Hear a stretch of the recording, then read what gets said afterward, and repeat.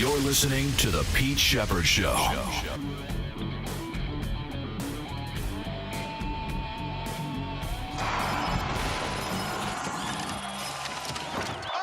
good to be back. Two-strike pitch. Hits a drive down the line. If it's Ferenz's moment, it is! It's time! George has arrived!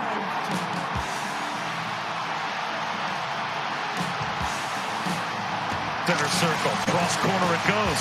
Leaning in, Samoskevich out in front. Score! Tipped home by Buckwist. Out of midair from the Samoskevich feed. The Panthers have the lead. Hey, good morning, my little minions. How you be? Welcome to Hump Day Wednesday of the Pete Sheppard Show here on the Coastal Sports Digital Network. Everybody, thanks for checking us out across the video platform. Follow me on X on Twitter at PShep326, and also on our great app SR1029 The Game, the Odyssey app, YouTube, Rumble, Kick, Instagram, LinkedIn. Call or text the show 727-858-6650, baby.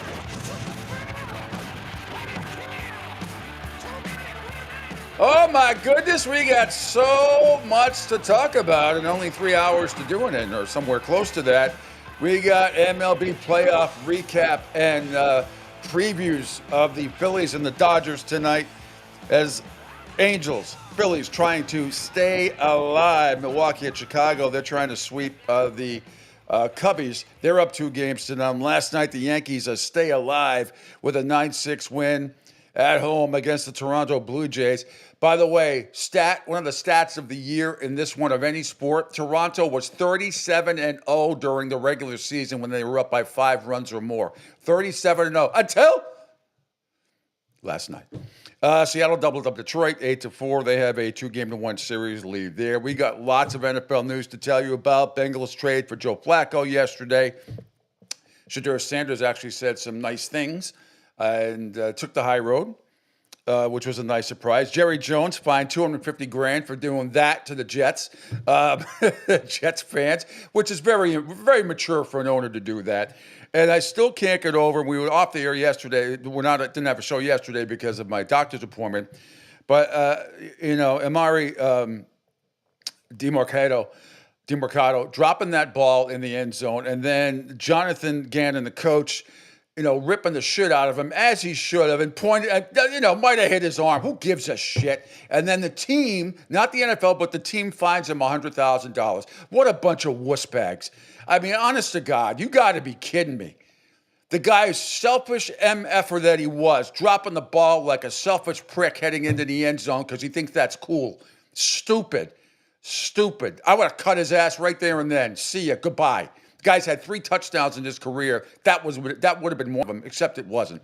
So we'll get into all of that. NHL began last night. Florida Panthers, the 2-time defending Stanley Cup champion, got going with a nice 3-2 win against the Chicago Blackhawks, who played hard. The Bruins will play Chicago tomorrow night in Boston, but they will open up their season tonight on the road against the Washington Capitals on national TV. On the TNT. Great show lined up for you today. Bill Burt, the Eagle Tribune, will get his thoughts on the final press conferences the Red Sox held the other day and where they're going to go forward, and also a little preview of the Patriots at New Orleans this week as well. And then that'll be at 8 o'clock. NHL insider Mick Colagio will join me at 8:30. We'll talk NHL and Bruins and Washington. Little preview. Also got some sound yesterday. Big Z, Zdeno Chara, getting his number retired. He has some thoughts about that. Some great video. Marco Sturm, Bruins' new head coach, and David Pastrnak. Will hear from all of them. And then we got to get to it too. The toxic. I don't know which environment is worse. And I'm going to say something that I still can't believe I'm about to say as we welcome in Angel Martinez this morning. We drowned yesterday here in Southwest Florida, by the way. We had like 3.5 inches of rain in about 2 minutes. It was unbelievable. But I think I found a more toxic environment than the Miami Dolphins. And you know where it is, Angel? FAU? No, it's not. No, not FAU. They're not even on the radar. No disrespect, but just stop it. No, actually, they're better than the team I'm about to tell you. North Carolina. North Carolina is a more toxic environment right now under the tutelage of Bill Belichick and Mike Lombardi, the general manager. It is an absolute clusterfuck over there. It is falling apart. He's not going to make it through the season. There are, I talked to a couple of people, and the shit is about to hit the fan. And I think if some of the parents of these kids could carry Belichick off the field and not in a good way, he'd be gone today. And wait till you hear one of his assistant coaches got suspended yesterday for some improprieties. And there's some rules going on in North Carolina. First of all, I don't know if you saw it, Angel. They canceled they were supposed to do it like what do you call it? That HBO does with Oh, Hard Knocks. Hard Knocks. They were supposed to do a Hard Knocks type of show on Hulu with North Right. Carolina, like starting this whole next week or this week. They canceled it. And also, they are not allowed. Anybody in North Carolina or any social media people are not allowed, or reporters. I got the whole story. You can't mention the Patriots in North Carolina in the same breath anymore. Not allowed. Won't be tolerated. Huh? Just yeah, I'll get to the whole spiel about it. And our buddy Josh Prey, another classic video with the Gator background, and he thinks they're going to run the table. Look at a tough game against Texas A&M on Saturday night. My Hurricanes have the week off, and they get back in action a week from Friday against Louisville. Anyway, good morning, Angel. How you doing? And did you guys get as much rain as we did here in the Fort Myers area in Southwest Florida yesterday, up in Tampa? No, not at all. First of all, I'm kidding about FAU only because obviously that game's coming up against USF soon. But no, we didn't. We got like light sprinkles, depending where you were. You get like light sprinkles. You had maybe a passing shower for about 10 minutes, but nothing like major. But you guys definitely got a lot more than we were. And we were supposed to get a ton of it, apparently, off the East Coast. So I don't know. I guess we got by with absolutely nothing. But other than that, yeah, it was. I need the Phillies to definitely win tonight, or they're eliminated, and that would absolutely suck. And hopefully the Eagles tomorrow night will right the ship, because ESPN, in their infamous ways, are already saying, "Is this the major collapse of your Philadelphia Eagles?" Well, some are saying that, and other with clearer minds, because trust me, I would nothing more than agree with you 100%. But there are other people out there, like myself, who are saying, look, everybody was saying this last year as well, right around this time, and they righted the ship. Now, it's going to be, I think you're going to see a hell of a lot more Saquon Barkley, although he's banged up. I mean, he's banged up, but he intends to play. That's the latest that I saw this morning. He intends to play. I just think Nick Sirianni, that loss last week was about him. You got to block out the noise. Who cares about who's going to get what touches. Now, apparently, so I read this. Apparently, Jalen Hurts and Brown, and what's his name? You are the receiver there that's bitching and moaning all the time. AJ Brown. AJ Brown. Yeah. They all met. They all had a meeting. The three of them had a meeting. And apparently worked everything out. And you know what? Until I see it, I think they're a mature enough team. They should be to be able to turn it around. I mean, tough loss last week. There's no question about it. But really, no shame. I mean, just Sirianni let the noise get in the way. And I don't think that's going to happen on Thursday night. Just because the Giants.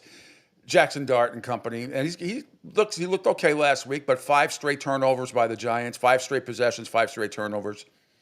Do I expect that kind of lackluster effort tomorrow night when they take on the Eagles? No, but I just think the Giants could be in for a rough time if they somewhat duplicate that performance. But we will get into all of it. Your Phillies, again, as you said, trying to stay alive tonight.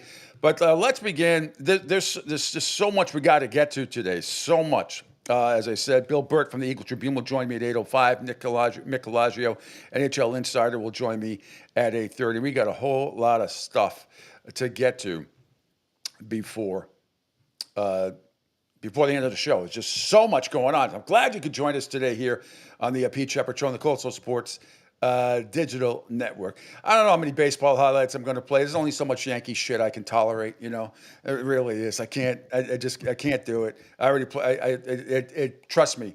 I always try to play the best play-by-play cuts without any prejudice, and I don't mean that racially. I just mean it from audio sound-wise. Though David Ortiz he's going to get himself into trouble. You heard about that, right? What did he do? Uh-oh. He, I was going to play. I was going to retweet it. It just there was a very awkward moment yesterday on the set as when you have rain delays, a 2-hour rain delay like Seattle and Detroit did. This is what happened. You start talking, and he was wanting to know because Schlittler is pitching tonight for the Yankees, and he threw it out there to the guys, how would you pronounce his name without saying Schlittler, the outstanding rookie righty. And of course, the guys had to go around, and then he made a Hitler reference, which is just stupid. Geez. It's just stupid. It was, it sounds like Hitler. I mean, it's just this. You just don't. It was stupid. It was dumb. I love Big Papi. It was dumb. Yep. To say something like that. That man's name should never be uttered out of anybody's mouth unless you're absolutely destroying him, shitting all over him. It just, he could have said shit. He could have said fuck. He could have said all the Ortiz laughed. Could have said anything he wanted except that. It was, and we'll see. It's stupid. It was. Your thoughts too on the whole thing, because I know a whole ton of people aren't talking about it. The whole thing with Mark Sanchez is he has got himself into a load of trouble. I don't get it. I don't know why. And we've seen the video now. If you haven't, you've seen Mark Sanchez come out. The guy is driving a huge truck. He's at a warehouse. He collects oil to go sell it. It's common in the restaurant business. Here's what I don't understand, and this is what I really don't understand: how the confrontation started already. Why is Mark Sanchez, and I'm sure he's drunk, but why does Mark Sanchez care about where a 69-year-old man, is parking at a loading dock? Could somebody? That part has not come out yet. If it has, I haven't seen it. I know what happened. He got pushed out. I know he got stabbed. The guy's face is mangled. I mean, he's absolutely lucky to be alive. I mean, that knife cut on this side. Yeah. All the way. We've seen the pictures. For the life of me, don't understand why anybody is around a loading dock. I mean, unless he's going to steal the oil, No. I'm talking cooking oil here, not oil. Right. So I don't understand. I haven't seen any reason why he should be around a loading dock. I mean, is it adjacent to a bar? It's just there's still details here, but the charges got upgraded as they should have from misdemeanor to felony. So he's gonna go to jail. He's gonna be fired, and I believe he will be going to jail.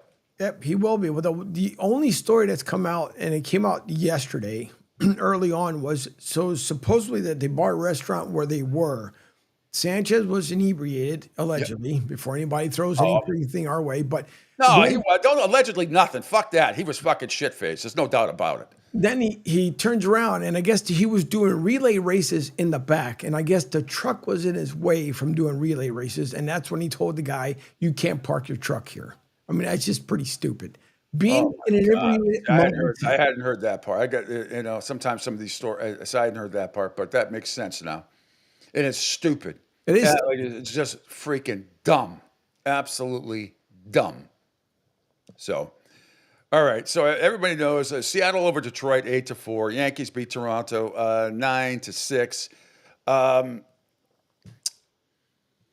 After the game, Toronto manager John Schneider, though, talked about Aaron Judge hitting the home run that tied the game at 6. John, you mentioned a great player turning around 100. You're a couple of innings into this game. Are you thinking, are we going to be able to get out of here without Judge heavily impacting the series? And what do you think now that he has? Yeah, man. You look at it like that. He's had a good postseason. He's had a good postseason. He's had a pretty good career. I think him and Vlad kind of are taking their game to a different level. You know what I mean? You can kind of look at those two guys as really rising to the occasion. He's someone you're always aware of. We're always aware of where he is. And I think they've done a good job of putting good players in front and behind him in the lineup too. So there's times where you just don't want him to swing. There's times where you say, okay, let's get after him, and I'll take 100, 101 with some nasty breaking stuff executed any day of the week. And it just didn't work out today. But hopefully, he gets a bad night's sleep and has some bad food tonight or something like that. But it's you give him credit, man. That was a ridiculous win. And it's going to be interesting with Schlittler on the mound tonight and the Blue Jays going with a bullpen type of game. In fact, what's his name? Who gave up the homer last night to Judge is supposed to start the game. But if Schlittler is anywhere near what he was a week ago with that unbelievable performance against the Red Sox, if he's even 75% of that, there's going to be a Game 5. There's no doubt in my mind there will be a Game 5, but we shall see. Milwaukee is at the Cubs tonight, and they lead. They can close out. The Brewers lead 2-0. Always tough to play at Wrigley Field. Here's manager Craig Counsell of the Cubbies ahead of the elimination game tonight. Oh, man. I mean, again, it's a lesson that athletes are taught every day, right? Is that you don't get a result you want, and what are you going to do about that result? How do you process it moving forward? It's kind of the same question, frankly, and it's part of it. You're disappointed in results. All right, what's next? That's how you do it, and that's the best way to turn the page. Do you learn from a result? Do you go over the result and figure out what could I do better? What could I change? Could I have handled the situation differently? And then you start looking forward to the next moment. That's how we have to do it, and that's what this group does. That's what every team does. That's what great athletes do.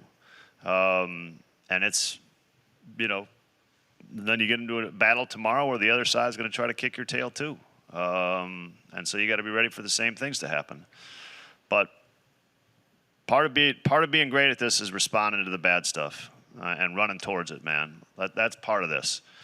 And you can't be afraid of it. You got to look forward to it. It happens sometimes. We put ourselves in a hole this series, no question about it. We get to decide how the story ends.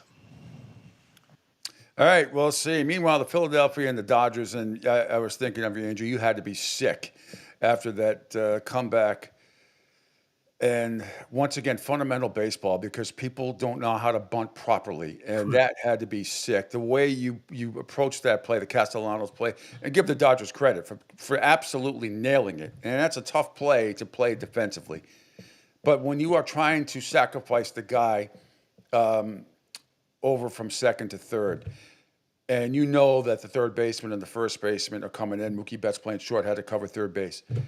You never, ever, ever bunt to the base, or a bunt to the base you are trying to sacrifice to.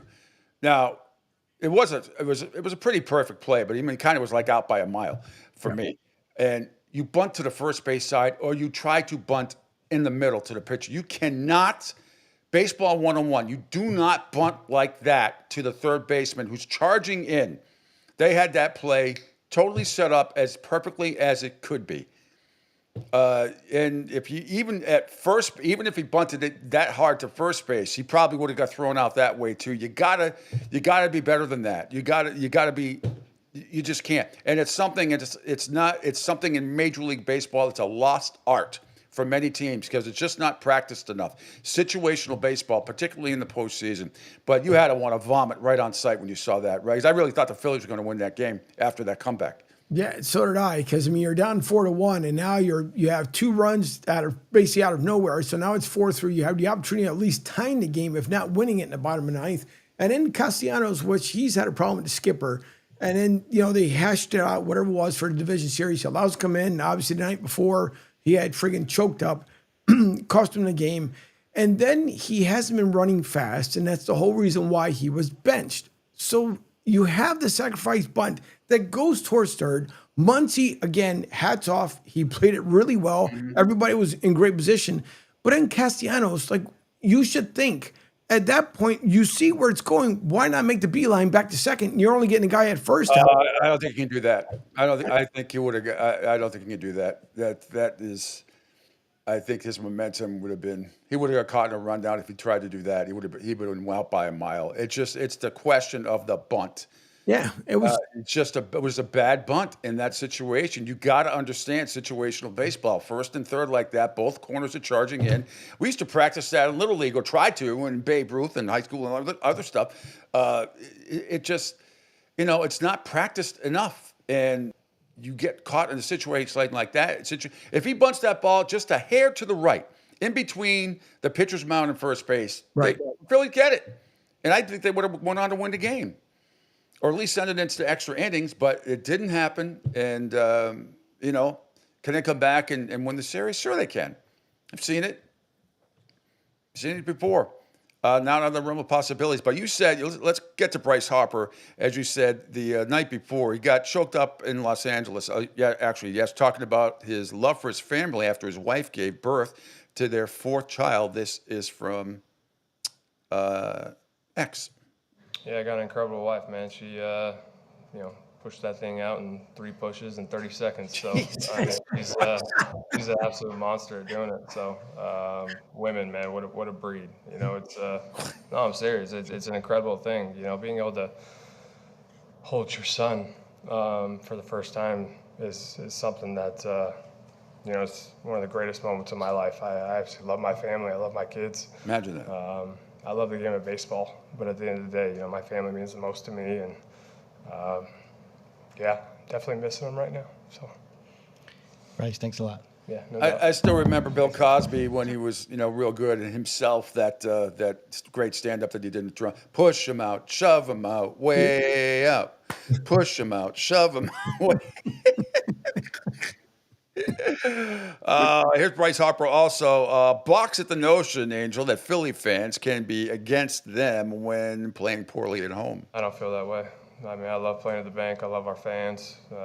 I boo myself when I get out. I'm the same way. So I entrust in what they do. They show up for us every day, day in and day out. So if we deserve to be booed, or if we deserve to, they spend their hard-earned dollar to come watch us play, they expect greatness out of us. I expect greatness out of myself and my teammates as well. So if they believe that, then I don't know what's going through their head or their mindset.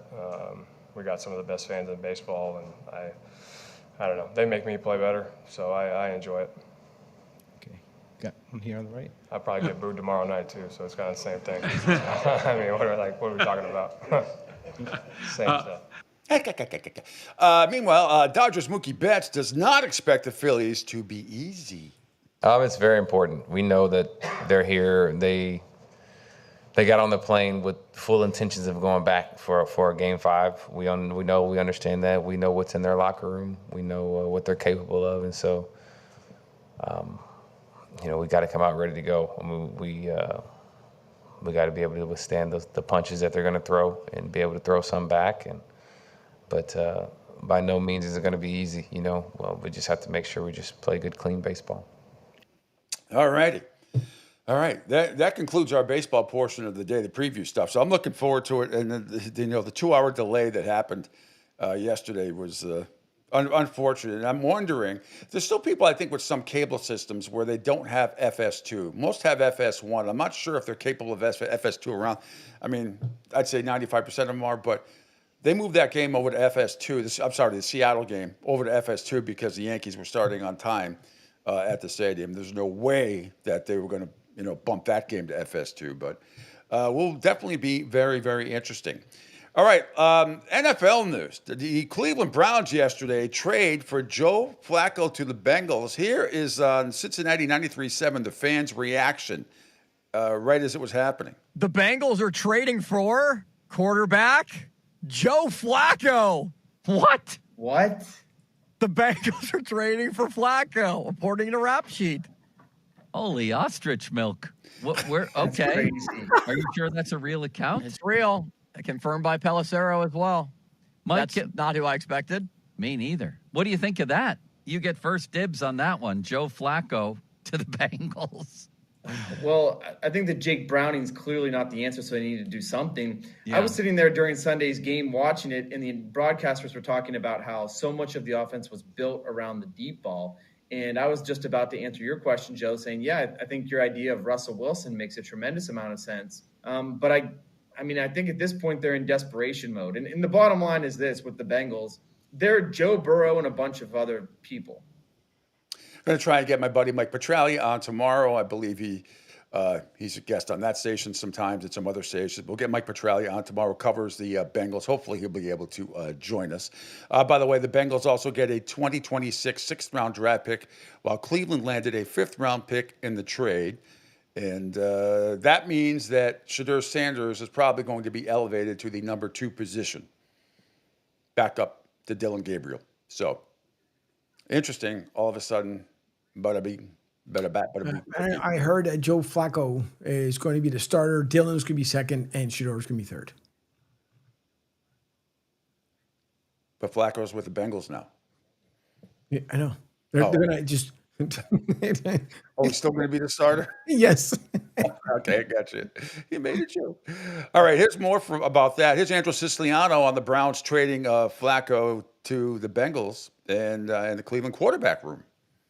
This one was a bit of a surprise because you don't trade starting quarterbacks within the division. Granted, Joe Flacco is no longer the starting quarterback, was no longer the starting quarterback with the Browns, but in essence, you're kind of helping the Bengals out a little bit, potentially throwing them a lifeline with Joe Burrow out of there. Joe Flacco can still sling it. The question is, can the Bengals protect him? Because if they can, then yeah, Jamar Chase and T. Higgins, it could be exciting. If you can't, Flacco is 40 and showed a little bit in Cleveland that he doesn't have the mobility even that he had in 2023. So that is certainly something to watch. For the Browns, it means Shedeur Sanders bumps up on their latest depth chart released before their Week 6 game against the Steelers. Shedeur bumps up to number 2, so number 2 behind Dylan Gabriel. You still have Bailey Zappi on the roster, and obviously Deshaun Watson is working his way back from an Achilles injury. But the Browns have now traded 2 quarterbacks that they saw as potential starters. One of them was a starter, Flacco, the other being Kenny Pickett, for 5th-round picks in the last 6 weeks. The Browns now have 3 5th-round picks in the 2026 draft. Dylan Gabriel, through all this, impressive performance in his first start on the road, well, technically at home, but on the road in London against a tough Brian Flores defense. Threw a couple of touchdowns, didn't turn the ball over, and now he's got to go lead the team to a potential victory over the Steelers in a legit road game. And what's interesting here about Flacco is if he were to lead the Bengals to a win over the Packers on Sunday, he'd become the first quarterback to beat the same team with different teams in the same season since Jack Kemp in 1962. With the Rams? Oh. Wow. Wow. What a great stat that is. I hadn't considered that. Unbelievable. All right, Angel. So there's that. We get that out of the way. Let's scroll down, and it's under Super 70 Sports, and this is Jonathan Gannon, the head coach of the Arizona Cardinals. In case you missed his ridiculous, right there, his ridiculous, unnecessary apology, unless he was told to by ownership. The team fined him $100,000 for being a coach. It's just absolute bullshit. But here's his probably forced apology. This is embarrassing. Some contact and stuff like that. I was just wondering what you thought of that video, what happened, like it was kind of... Okay, so again, let me set it up. Mary DeMarcado, who you saw, who was casually going in, and you know, it's happened numerous times in the NFL and college football over the last decade, where you just showmanship. It's just absolutely stupid. Drops the ball on purpose, like he's being some cool cat out there, and would have put the Arizona Cardinals up by 3 scores. They would have absolutely won that game over Tennessee.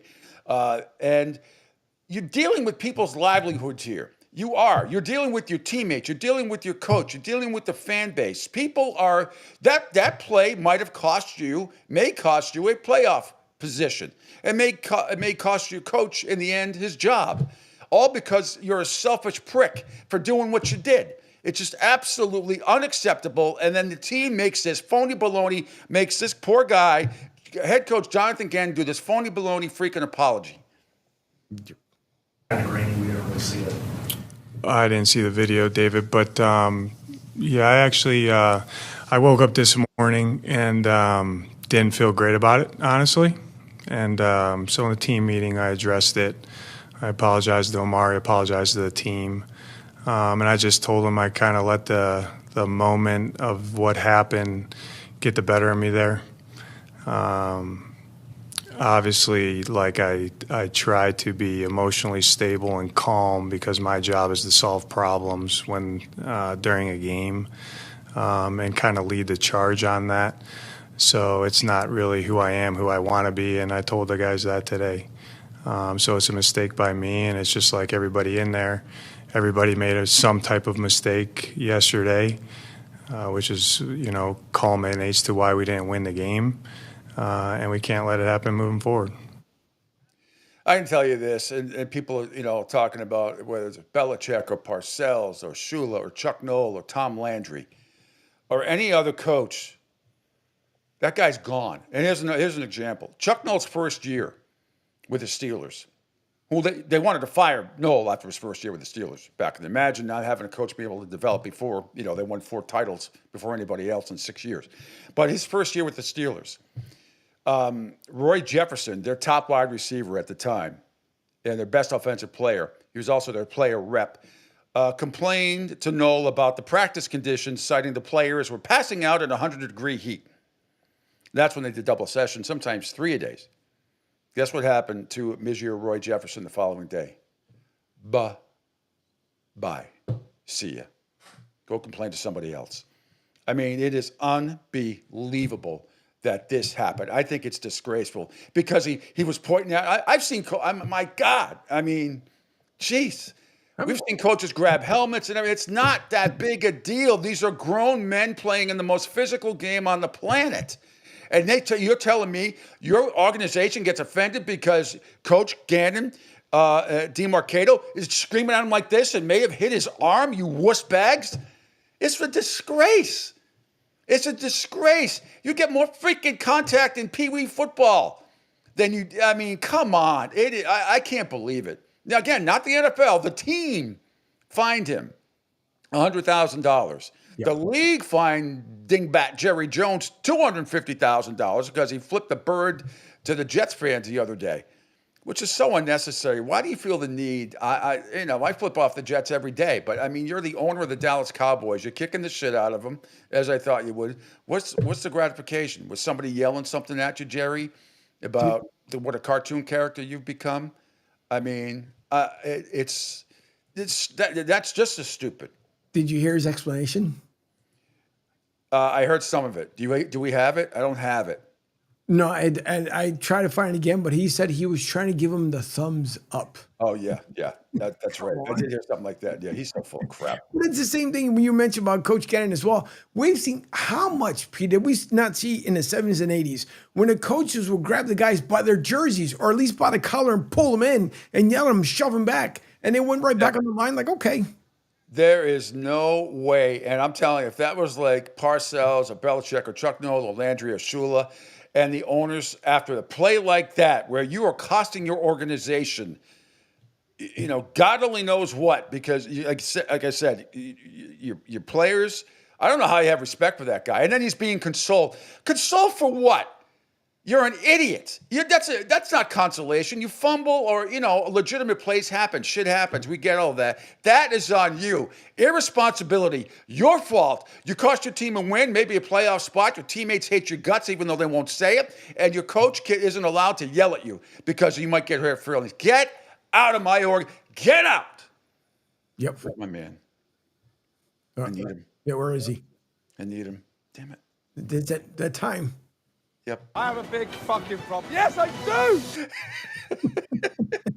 I have a big fucking problem. Yes, I do. Magic Gordon Ramsay. This is wrong. Oh my God. This is wrong. It's just wrong. Get 3 more going. Get 3 more going. 3 more working. Put them in the oven. It's fucked.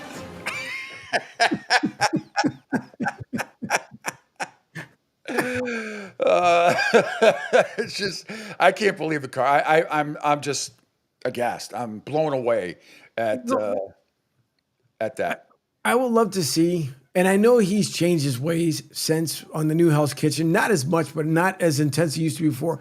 I would love to see him on an NFL type like celebrity Hell's Kitchen, Because, man, you talking about getting on those guys. How do you play on the football field? Is that what you do? Fuck.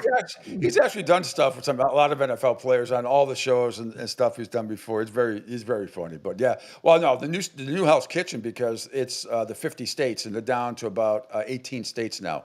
The top 20 made the show, and 3 from New England, which was pretty cool. One and somebody from Pennsylvania made it as well, if I'm not mistaken. But it was a Rhode Island girl, a Massachusetts guy, and a Connecticut guy. Unfortunately, the Rhode Island girl is Italian, but she's fucking vegan. So I'm just like ridiculous to get on these shows because they won't taste. People get on these shows and then they're allergic to this, they're allergic to that. They can't taste this, they can't taste that. I don't understand how they even make it, especially the ones who are allergic to shellfish or other foods. I mean, you can't. I don't care how good a chef you are. If you're running your own restaurant where you're not cooking all that stuff, that's fine. But on great cooking shows, all these unbelievable competitive shows, if you can't taste your food, then you shouldn't be allowed to participate. Correct. You just wouldn't. It's not fair to everybody else. Anyway, Angel, if we could scroll down a little bit to New England Patriots, and this is a great video. Scott Zolak and Coach Vrabel have a Saturday night show, or have a weekly show. Here's Coach Vrabel breaking down a great play here. This is so cool. I love Coach speak and plays like this. And Zoe, being the color commentator and great talk show host on 98.5 The Sports Club. Here's he and the coach. They have a show every week breaking down this particular play. It's really cool. Big play here, third quarter, middle of it. Yeah, and it was needed. They went down and scored out of half, right? So now they've got the lead. We come back and answer. Here we are, just a little bit of motion here with Diggsy, quarterbacks under center. They give us a little pressure, a little corner pressure, and we have to be able to get up in here, block. Rookie. Nice. Yeah, and again, it just buys us enough time, and this is where, Drake does such a great job that he can throw off a platform, and you can see as he gets his eyes, Diggsy kind of wheels back around here, and what I love the most is just the ball placement. And we can see this from the end zone. This is pretty. Okay, being able to set up the pressure, the movement. We would love to keep a clean pocket. Okay, sometimes those things don't happen, but we got a lot of confidence in Drake to be able to extend. And this is what I love right here, being able to put it in a spot where only Diggs has it. We're protecting the sidelines. And that's just a big boy throw and a big boy catch down there to get us into the low red. That's big for your team moving forward, too. Hey, guys, please break down. Everybody, pay attention. Yeah, and then we got guys that's not a real route. We got guys coming into the division, guys working down, and then guys working back down on the sideline. So those are things that are critical. I love all that stuff. I love, and it doesn't matter any team. I love watching stuff like that. That's why I love watching NFL Matchup, which is one of the best shows ever on ESPN, even though they don't produce it, with Sal Palantonio and Greg Cosell and company. That show is must watch, either late Saturday night or Sunday. I like watching Sunday morning around 7:30. It's one of the longest running shows. It's fantastic. They break down 3 or 4 games and they do stuff like that. It is. I highly recommend it. What I don't highly recommend is listening to Mike McDaniel. It is, I don't know what to believe anymore. Certain reports come out and say he's on thin ice. Other reports say that Stephen Ross is in no way, is not in any hurry to fire him. I can't believe Dayman still has a job. The other report I hear is that that McDaniel will get fired, but Chris Greer will keep his job. I can't understand how that could possibly happen. And we got a Josh Prey video coming up, but right above the Vrabel is this guy, Smoke from Barstool Sports. And this is exactly the type of reaction that I always do. Basically, all of us do when Mike McDaniel speaks about anything, but particularly after, and this particular cut, which I didn't get to play yesterday, this is the reaction. Mike McDaniel is talking about how he and Stephen Ross had a conversation after the humiliating loss that the Dolphins suffered in Carolina. And listen to Smoke's reaction. This is great. The Miami Dolphins just lost to the Carolina Panthers. Let's see what our head coach has to say.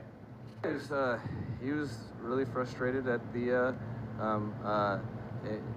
just like he was as I was, and we talked about the challenge ahead to get ready for the Chargers. that was kind of. I feel like Adam Sandler and Billy Madison. Today, Junior. Get it out, Mike. You got to be a leader of men, bro.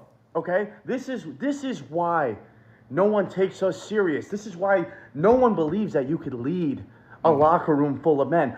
Every time I watch a Mike McDaniel press conference or any Miami Dolphins press conference for that matter, I don't walk away saying, damn, we got a leader right there. This is a guy that's hungry. This is a guy that can lead us through battle.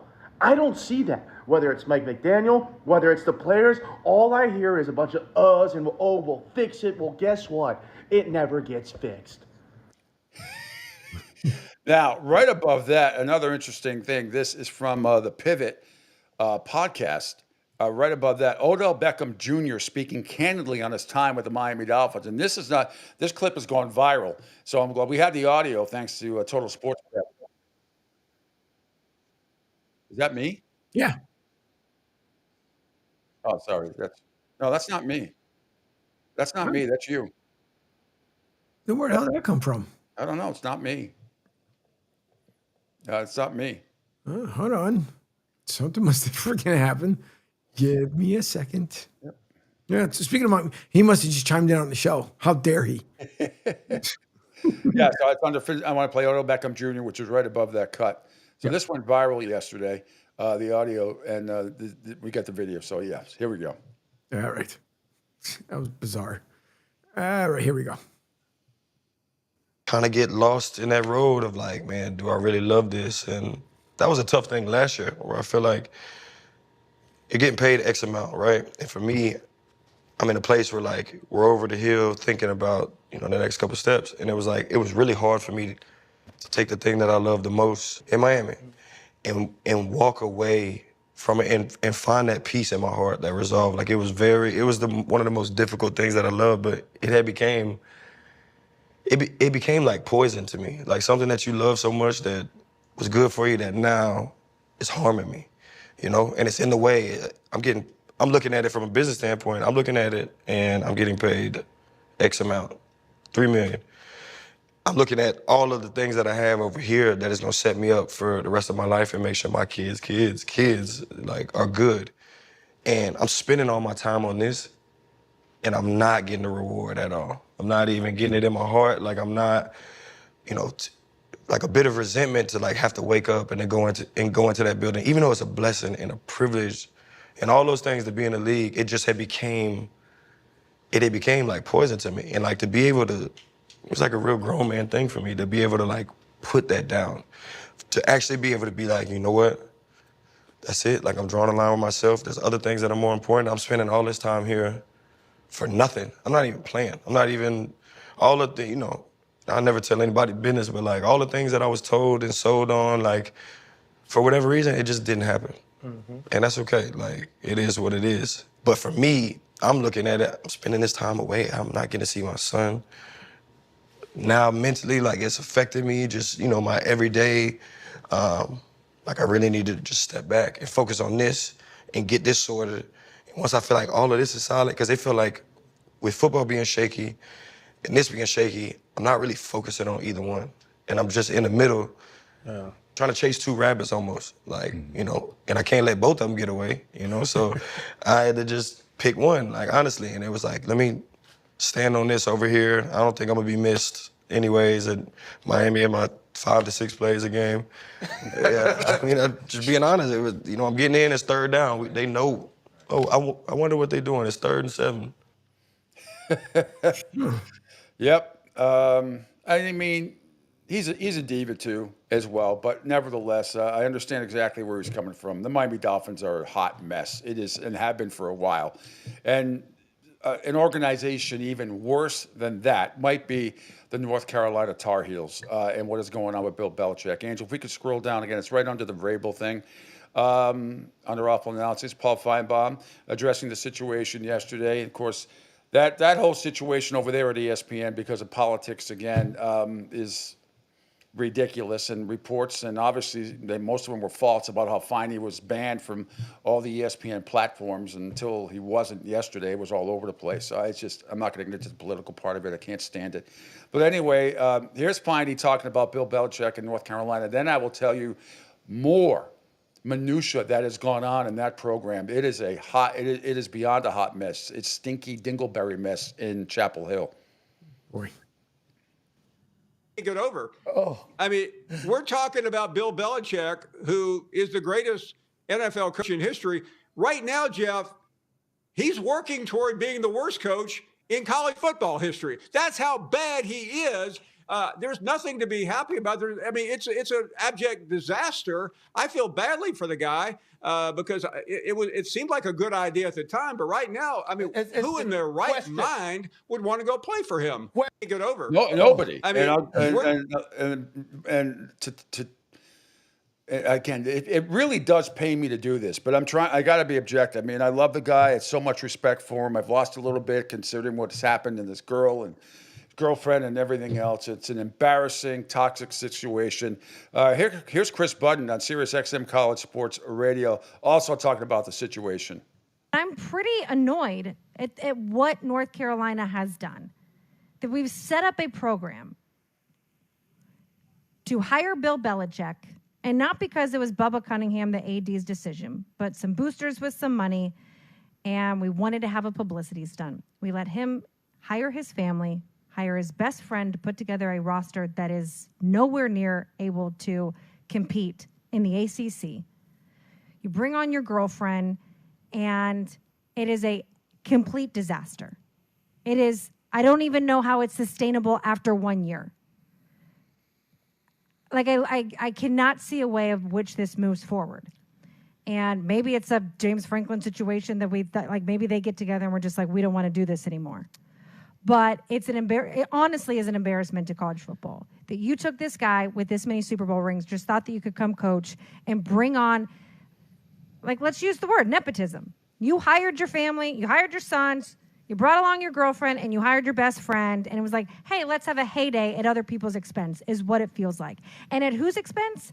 Mac Brown's. Yeah, 100% agree. It really is. Mike Lombardi is just as responsible as the GM. I mean, the whole thing. It's one thing if you've seen a little bit of development. They beat Richmond in FCS school. Nobody cares. They beat Charlotte, one of the worst teams on the planet, and have gotten creamed by everybody else. And I don't see them winning another game. I don't think he's going to survive the season. I really don't. I don't think he's going to survive the season. And now it's becoming, if it gets worse and worse, and the toxic environment down there, I don't know. He may have a hard time if he really wants to get back to the NFL. This may be it. And maybe he should just go retire and, go out to stud, with his young girlfriend, because this is absolutely embarrassing. What is going on down there? Let me reiterate what else is happening here. They have yesterday suspended cornerbacks coach Armand Hawkins amid allegations that the program awarded impermissible benefits to players. This, according to the Bruce Feldman of The Athletic. Among the alleged extra benefits were sideline passes given to players' family members in violation of NCAA rules. Hawkins' suspension is the latest in the turmoil there. Hawkins joined the Tar Heel staff ahead of the season, by the way, of Washington, where we worked as a defensive analyst under UNC defensive coordinator Steve Belichick, Bill's son. He is in his first season as a position coach after holding a recruiting positions and analyst roles at Washington, Arizona, Colorado, and USC. By the way, North Carolina's defense is off to a rough start, particularly through the air. The Tar Heels are allowing 246.2 passing yards per game, which gives UNC number 102 in the country in pass defense. Absolutely pathetic. Also, in addition to their pathetic 2-3 start and last week's blowout loss to Clemson, they have been under the microscope for a number of off-field reasons. So this week alone, Belichick's program raised eyebrows with two separate decisions. One, this is what I told you earlier, Angel. North Carolina's social media department has been directed to avoid posting anything related to the Patriots in the wake of Belichick's breakup with his longtime former team. That in-house rule came to light this week when the Tar Heels were initially silent after their former star quarterback, Drake May, led the Pats to the upset win over the Bills in Buffalo on Sunday night. On Tuesday, North Carolina, and now you see this all the time, and if Miami does it all. Miami posts on their webpage, the U does, Cam Ward stuff. vice versa. I mean, this kind of stuff happens in the NFL. And no, North Carolina not allowed to do it. On Tuesday, North Carolina and Hulu scrapped their plans to produce an in-season documentary on the Tar Heels program. Belichick announced in the summer that cameras would follow his team around to document this season, but the school and Hulu are no longer working on the project. That decision came after UNC's arrangement in the spring with Hard Knocks fell through. Wow. I mean, and it's kind of lame, unfortunately, that the Tar Heel won't acknowledge Drake May. I'm sure a lot of people in North Carolina are rooting for him. Josh, good morning. See Josh, good morning, guy. So that's kind of petty. It's like Belichick not allowing Patriots scouts and all that stuff. And it's really an incredibly toxic environment.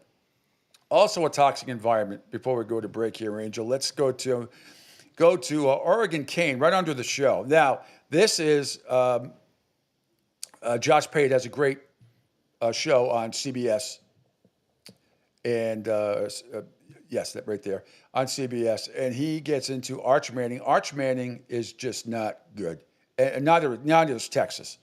Those 3 bullshit wins they had against the Sisters of the Poor from Texas, Sam Houston State, and UTEP, and who else? Kent State. I mean, those are embarrassing schedules. Anyway, embarrassing schedules.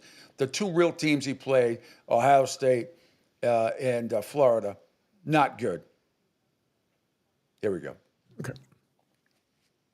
You want a paper popper? There are 4 teams in Texas that are top 50 in rush yards per game, and the University of Texas is not one of them. I think I need to repeat it because some of you are washing dishes right now, and I'm just background noise. This is so inexplicable. There are 4 teams in the state of Texas, top 50 rushing yards per game. Texas, not one of them. Big humans, endless tailbacks, top quarterback in the all the advantages in the world, and you can't crack the top 50 in rushing offense. Their running backs against Florida, 9 carries for 11 yards. In 2 games against Ohio State and Florida, Arch Manning was pressured in 35 of 78 dropbacks. You want a paper popper? They are in big trouble. There are 4 teams in Texas. Texas is in big, big trouble. And so is Sarkisian, the coach. They are so overhyped and so overrated. Someone who's not overrated is our man Josh Prey. Angel, before we go to break, I do want to get this in before Bill Burt joins us at 8:05 from the Eagle Tribune, and then NHL Insider and Boston Bruins writer Mick Kalaja will join us at 8:30. We'll preview that. It's down a bit. Just Josh Prey, and this is Gator fans pulling back up to football conversations. This is it. Josh Prey at his best. It's almost like he's Bill Napier. He's addressing the troops, and here is Josh in full Gator mindset heading into the A&M game this week. Yeah, you know, these look like nuts. Uncross them. Yeah, we back. I know y'all understood. Y'all thought y'all understood some things about us. They 1-3, they done. We gonna win every game with the rest of the season. We smashing everything. We gotta run through Texas real quick. And Texas, I like you.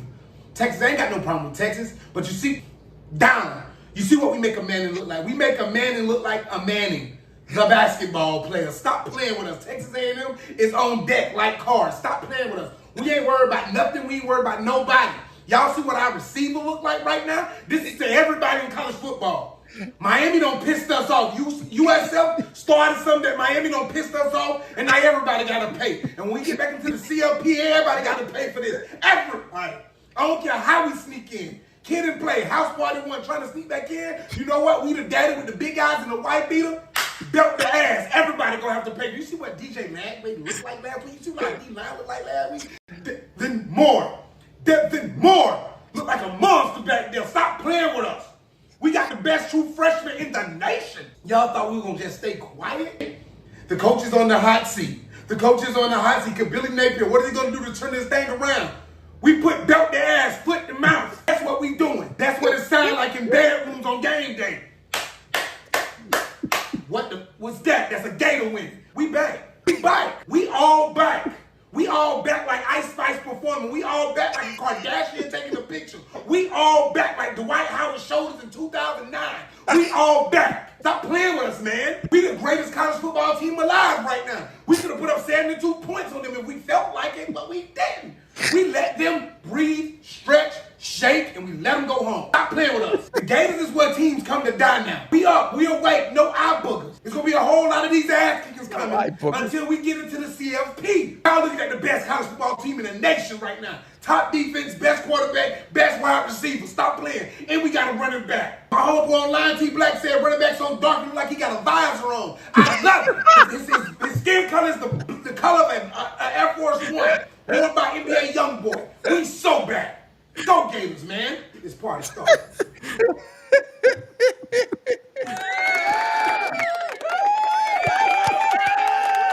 Josh Prey, Immokalee, and Naples home right here in Southwest Florida going at it, and big time people still trying to reach out and grab him to get him on the show. Absolutely freaking hysterical.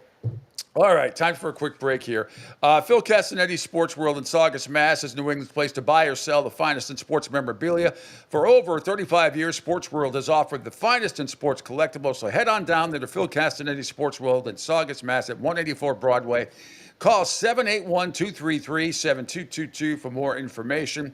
Again, you don't have to be in Massachusetts to call and order the stuff. He's got stuff. It's not just New England sports memorabilia. It's everything. Every sport and every area you could possibly think of.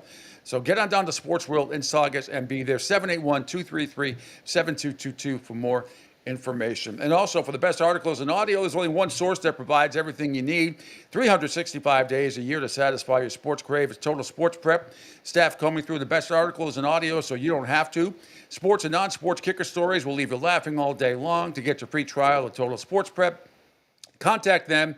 info@sportsbroadcastingcoach.com. info@sportsbroadcastingcoach.com. Total Sports Prep, the name says it all. Quick break. When we come back, the Eagle Tribune's Bill Burt will join us at 8:05. Mick Colagio at the bottom of the hour previewing the Bruins. We've got a lot more to talk about here on the Pete Sheppard Show on the Coastal Sports Digital Network.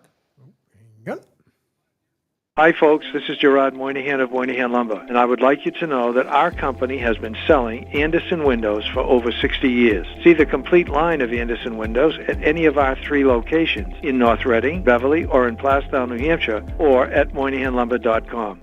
Hey everybody, it's Pete Sheppard from the Coastal Sports Network. Want to tell you about my good friend Lou DiMuzio and his company. Lou is the president and founder of Ace Technology Advisors. They're big-time tech specialists. At ATA, they're able to craft, implement, and manage the best and most appropriate solution for your business. They leverage their industry-leading experience and their portfolio of technology partners to improve your best practices and infrastructure. So you can get a hold of them at 888-599-4223.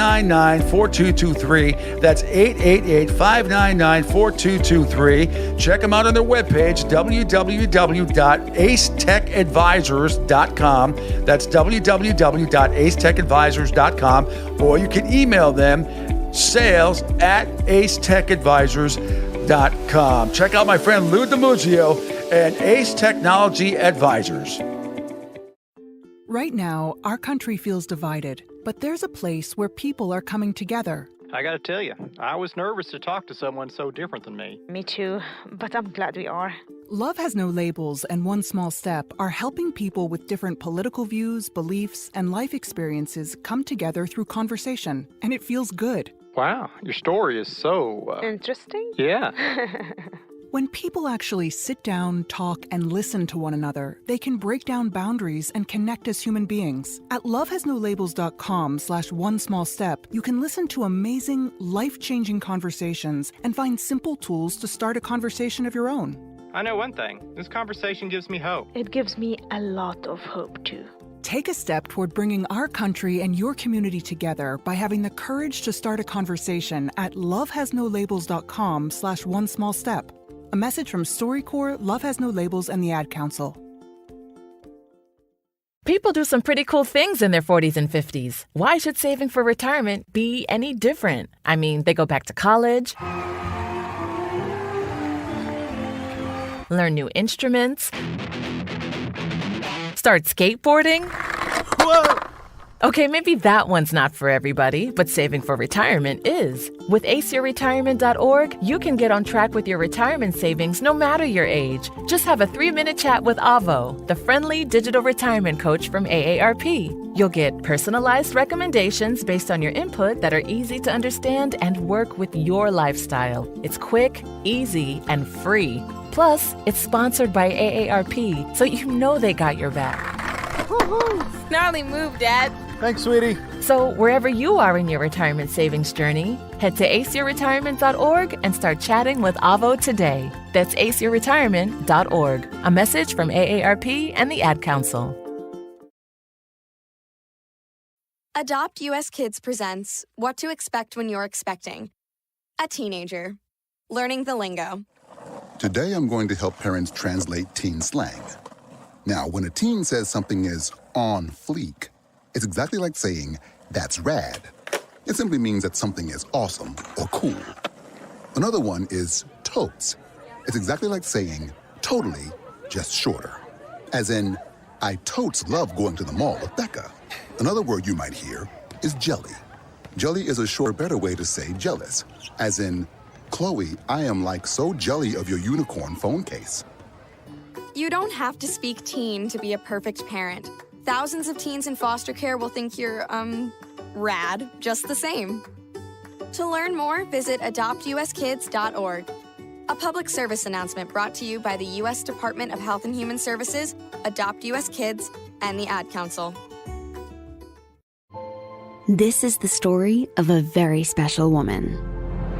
In a matter of seconds, she turned herself into a great mathematician or an entrepreneur. Her knowledge was limitless and still is. She could also make monsters disappear, especially those that lurked in the shadows under the bed. Once, this woman put back together a teenage girl's broken heart, which had been shattered in 1,000 pieces, just by giving her a bear hug. She masqueraded as a regular person at work, but as a superhero at home. Everyone knows her as Gabriella. I still call her Mom. Your hero needs you now, and AARP is here to help. Find the care guides you need to help, complete with tips and resources at aarp.org/caregiving. A public service announcement brought to you by AARP and the Ad Council. Don't spaz out because your team lost. Let Pete do it for you. Now, back to the Pete Sheppard Show. There's a drive to deep right field. New York leads for the first time in the series. Jazz Chisholm goes deep.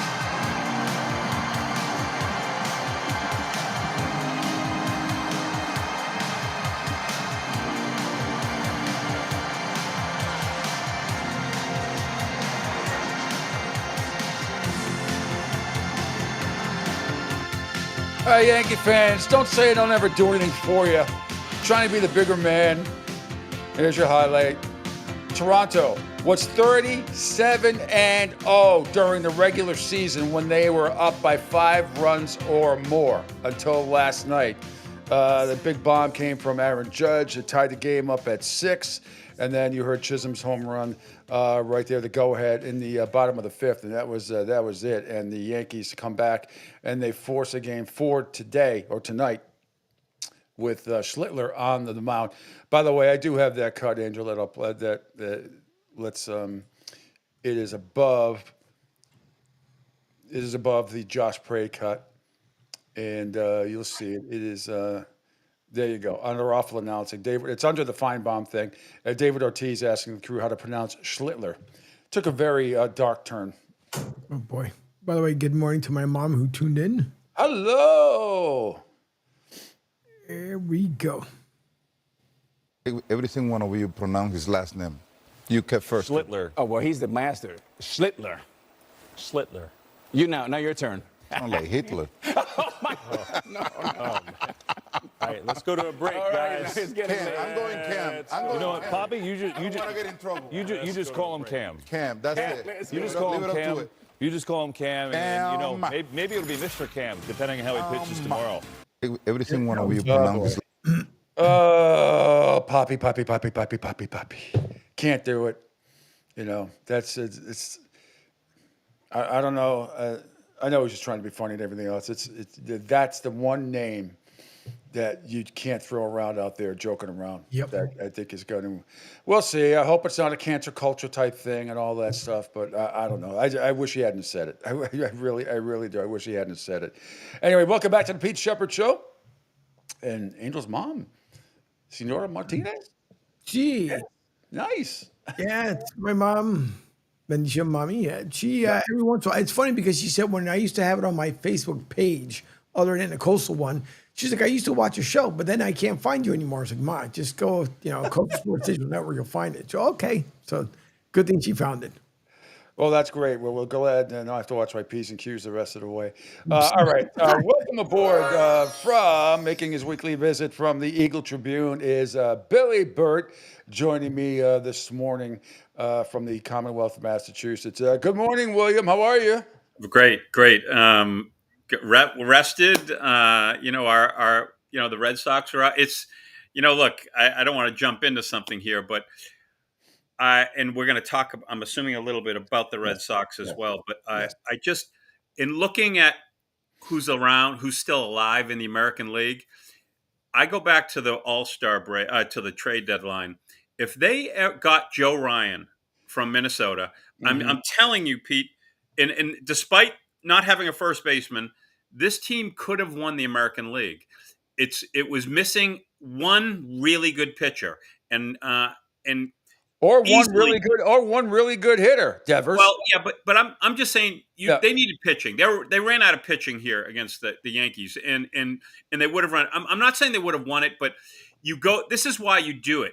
Joe Ryan was a guy you could have had for 2 or 3 years. So I don't come to grips with them really doing nothing at the trade deadline. It cost this team. Look, obviously trending the right way. There's a lot of good things to like about the team. There's a few decisions they have to make. But the BS is over with this team. And I've sort of given them the benefit of the doubt in some respects. No more. I'm Pete Sheppard right now. Okay. Well, I saw a little bit of the highlights of the closing press conference. I don't know if you were there or not. I was there. Okay. I asked the last question. Yes. Okay. Breslow and Cora and others. John Henry was not there, right? John Henry was not there. He doesn't usually go to that one. He doesn't go to any of them. No.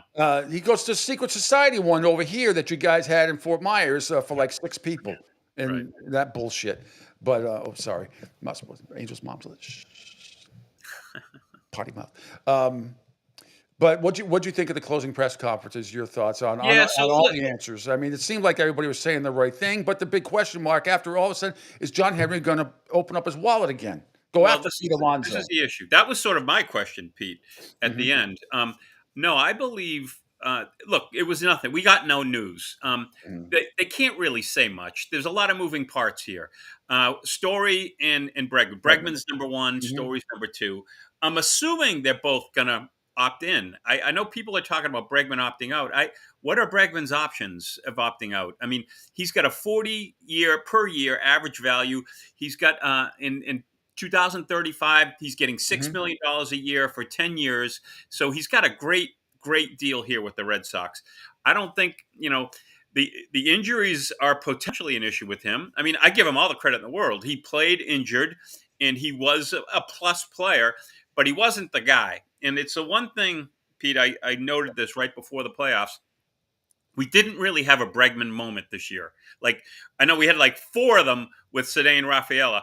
We didn't have one with Bregman. And look, again, he's an asset, but they need him to hit 25 homers. They need him to also not be the leader outside the clubhouse. He's got to be the best player on the team, this team. Now, next year going forward, it's going to be definitely Roman Anthony. So back to what, the final press conference, Pete, was they basically – they didn't give us anything other than they had to do this, sort of explain the year, realize, we didn't have pitching. I will say this. I was there live. I think there's a disconnect between Cora and Breslow. I don't. Oh, there's any doubt about it. I don't think There's any they're on the doubt same about it. page. And the analytical team and all this. I mean, I think there's absolutely a No, disconnect. when you say analytical team, you're talking Breslow. Breslow's all analytics. Yeah. And I'm it's saying him shocking. and the team, him and the other 58 people that they employ.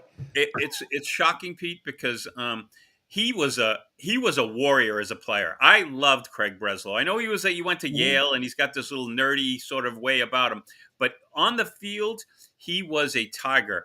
And it's just like we don't see that as in his position. Look, they made some good moves this year, and you're going to he deserves credit for that. But this is, in my opinion, the Red Sox now are in position to compete for World Series. Now go do it. Meaning front office, go do it. Go get a first baseman. What I hope is that they don't, take into consideration as well. They lost the last game because of pathetic defense. And I just hope they don't use that like, oh, see, we were so close. We really don't have to do much. We just have to clean up a couple of errors, and then we'll get right back in it because their defense cost them that game. Yeah, but Pete, they ran out of pitching. They had no pitchers left. No, Billy, the pitching wasn't all the problem. There was shady defense, and they could not hit again with runners on base. That was 90% of it. The bullpen went 6 1/3 with the scoreless stuff. I'm not going to blame the pitching staff. That game could have been 0-0. Game 3 last week could have been 0-0 going into the ninth. Or it would have changed the dynamic had they made those plays. Had they met a defensive first baseman with a 3-6-3 double play like they should have had, or a 3-6-1 double play, and then the two Kaguchas out there almost collide. Why that other guys were not playing second base for that game is beyond me. Pete, they should have won game 2. It should have been over. Yes. You saw Cora. Cora knows his team. He said, I have to win game 2. I don't want to have to go game 3 against Schlittler, which is what they ended up having to do. But look, Romy Gonzalez is not a starting second. He's not a starter. He's a backup. They had, unfortunately, because of injuries, they had to play him. That's going to be taken care of next year. I'm not worried about defense. Second base is going to be probably Marcelo if everyone comes back, and I believe they will. Listen. What about Campbell? Well, I'm playing Marcelo probably over Campbell. What are you going to do with Marcelo if Trevor Story? What if they? I guess we'll cross this bridge when we come to it. Well, it'll be a nice problem. Hopefully, they'll both have good spring trainings, and then it'll be a tough decision for Cora. Well, no, Marcelo Meyer is a star, and he's a great fielder. Now, Christian Campbell's a mediocre fielder. That's what killed him. He can't field. He not only wasn't hitting, but he was making bad errors, so they sent him down. That's what happened. If he was a good defensive player, he would have stayed with the team. So that being said, Pete, they need a first baseman, and they need a number 2 pitcher who's a borderline ace. Not as good as Crochet, but a guy that if Crochet got hurt, you could depend on him to win the first game of a series. That's what they need. The rest that's window dressing. That's your job. They might have that guy in early. They might have him in early, and I think early and Tolley are going to be tremendous assets. No, you can't count on them. You can't count on them to beat number 2. I agree they're going to be good. No, Bayo's your number 2 guy right now. Who? Bayo. He's your number 2 guy right now. And if Giolito comes back, he's your number 2 guy. No. Giolito's got Tommy John issues, and he couldn't pitch. Listen, Bayo struggled in September. It was a bad September. So you're gonna count on Bayo being a guy that's going to lead you to the World Series? I'm not disagreeing with anything you're saying. I'm just saying right now, on the way the team is currently constituted, Bayo will be your number 2 guy. And I think they're going to have an interesting dilemma with Tolley because I love that kid. I think he's got potential. Now, if he ever can keep under, I'd rather see him become a starter than a closer. And I hope they don't have a Jonathan Papelbon situation on their hands either. Remember that? That was kind of fun. Remember when Pap was starting for a little bit before he said, stupid me. But Tolley, I love a starter. Tolley's a starter, Pete. He's a starter. He's a starter, but he was used in the bullpen. Well, that's because of the situation. No, I understand that, but I'm hoping they continue on the path of grooming him as a starter, right? Listen. Their dream is to have all of their draft picks, all of their system guys playing. No, here's what you do when you're a really good team. You create value with your young players, you trade them, and you add a superstar. They need a superstar first baseman. I'm not in. Tristan Casas, who I really like as a guy. I love it. You can't bank on him now. There's 2 straight years of major injuries, and he was inconsistent as a hitter. Let's be honest. The name is Pete Alonso. Absolutely. And they're going to have to pay him. How serious? Yeah, of course. So how serious do you think John Henry will be and not make a legitimate, not a Mickey Mouse offer, something that will overwhelm him? Look at their salary. They're 11th in the league in salary. That's a joke. The Red Sox should never be 11th. Never. They should always be in the top 5. Yes. And if you look at their fan base, look, the fans started coming back this year, Pete. It went from 32 and a half to 34,000 per game. But it's not 36. 36 is selling out. 36.5 every night. So this team, this front office can't bank on the young guys carrying this team next year. They could, and that's what I mentioned in the press conference. You got to have a balance. I mean, it's just that simple. Right. You need a balance. You're going to have to trade for number 2, which is Joe Ryan. That's the guy. He doesn't want to be in Minnesota anymore. So you trade for Joe Ryan. You're going to have to give up Abreu. You're going to have to give up, 2 guys in Worcester who are really good. Maybe Christian Campbell is part of that deal. Well, I was going to say, would you give up Campbell and another player? Absolutely. I would too. Absolutely. I would too. But again, the big question is, no one is going to take them seriously as far as spending money until we actually see it with John Henry. It's the same old shit. I mean, it's just they did pay Bregman. You and others think it's going to be different next year. But I mean, I'm assuming Bregman and Story are hopefully going to stay. But how serious an offer is he actually going to make to a Pete Alonso or someone of that ilk? I'll believe it when I see it. Unfortunately, he's going to be competing with the Mets, who have unlimited money. Cohen will give him whatever, but I think he wants out of New York. I think it was I think it was a sort of a bleep show there, and it's just too many personalities. And the Red Sox, the one thing you got to give him credit for, and I'm going to get Alex Cora. Pete, you've had issues with Alex over the years. Alex had a really good year. This team and this coaching staff did a great job with this group. This was, in the end, you said it. They had, they're mix and matching guys. Romy Gonzalez is having to play defense in big games. That's not what he was there for. He was there to hit against lefties. That's why they got him, to hit against lefty pitchers. Next thing you know, he's starting 50 games at first base, 50 games at second base. That, and it was a nice, added nice value to the team. No more. Injury, and the other thing, I'm looking at the injuries with the Red Sox. How many guys got hurt this year? Is there an issue there? Well, I think the Roman Anthony thing is, I don't know. It's because he swings. Oblique. I mean, oblique muscle, which is tough. It's tough to come back from that right away. How does a 22-year-old? I don't understand a 22-year-old oblique injury. I don't get that. I don't know. I'm just saying it just seemed they had too many injuries, Pete. Too many, in my opinion, and pitching as well. You had 6 pitchers that went, were 5 innings, good guys, fits, guys that showed that they could. Harrison, he got hurt a little bit. The guys that got hurt, that next thing why are all these guys getting hurt? Why, literally, why that many? I just think those are questions I'm asking the medical staff. Are they not conditioned properly? They're not trained properly. They're not conditioned properly. I'm not saying that. I don't know. I'm just throwing out. I want to look at the way they do things, because a 22-year-old getting an oblique injury, in my opinion, that's not normal. You're not supposed to know you have an oblique until you're about 33, which is what we are. Way past that. But and I've heard the oblique. I don't know. Let's say oblique injury. Okay, did he rip a muscle? Did he half crack a rib? I don't know what the hell. No, it was a strain. I know it was a strain. Yeah, I agree with you. You would think he would have. I mean, I thought he was only going to be out a couple of days when I heard that. No, there's levels.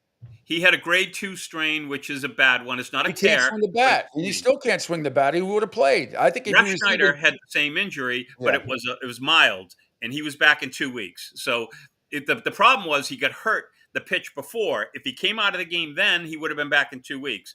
Instead, he took another swing, and that's where he strained it and borderline almost tore it. So look, I'm very high on the Red Sox, but I'm basically saying it's up to the ownership and it's up to the leadership. It's up to Craig Breslow. Go get players. We're done. The Heim Bloom, getting pieces for the future. He did get some nice pieces, but and he did. I remember, Heim Bloom would come back from the trade deadline. Yeah, we had a lot of fun. We didn't get anyone, but the guys were excited. We talked to a lot of teams. I What a hate hearing great that time. crap. I hate hearing that nonsense. We're done.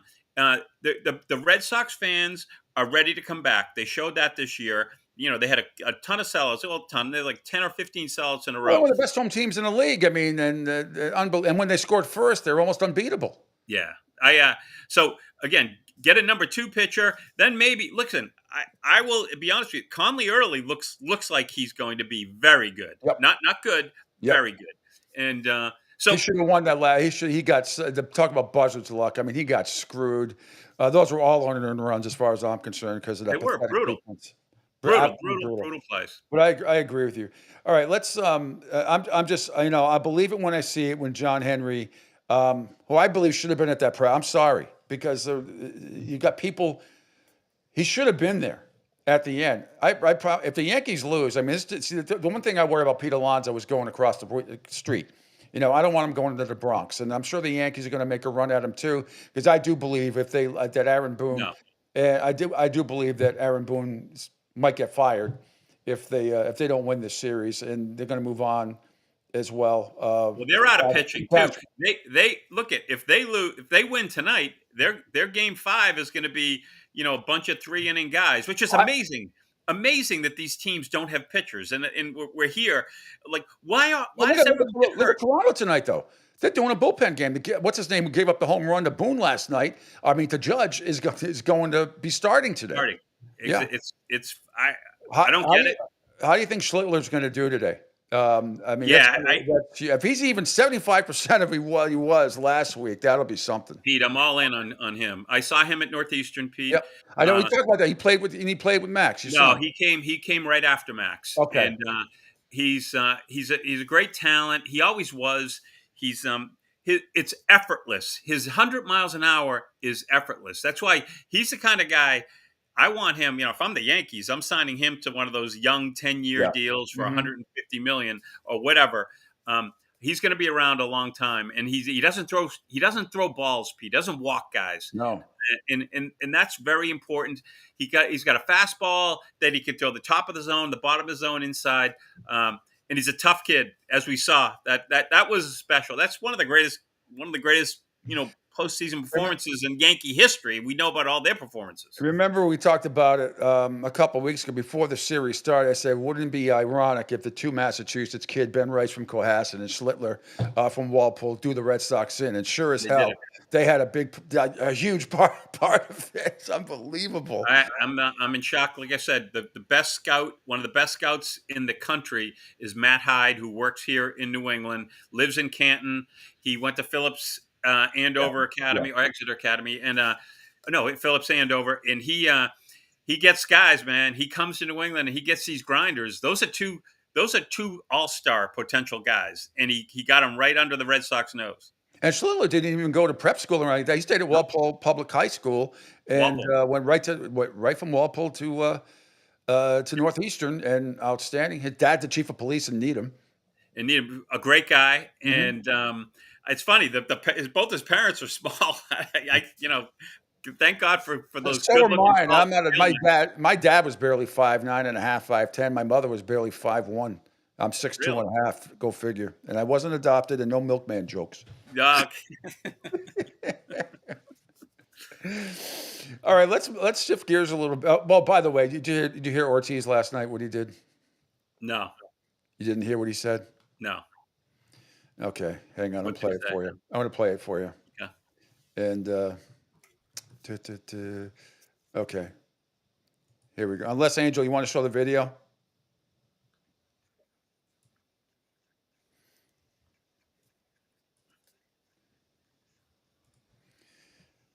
There's certain names you cannot mess around with. And I hope it's not a cancer culture thing, but here we go. Here's what happened last night. But I'll let you see it. The reaction. Yep. Okay. Now we'll get into the Patriots a little bit. And okay, go ahead.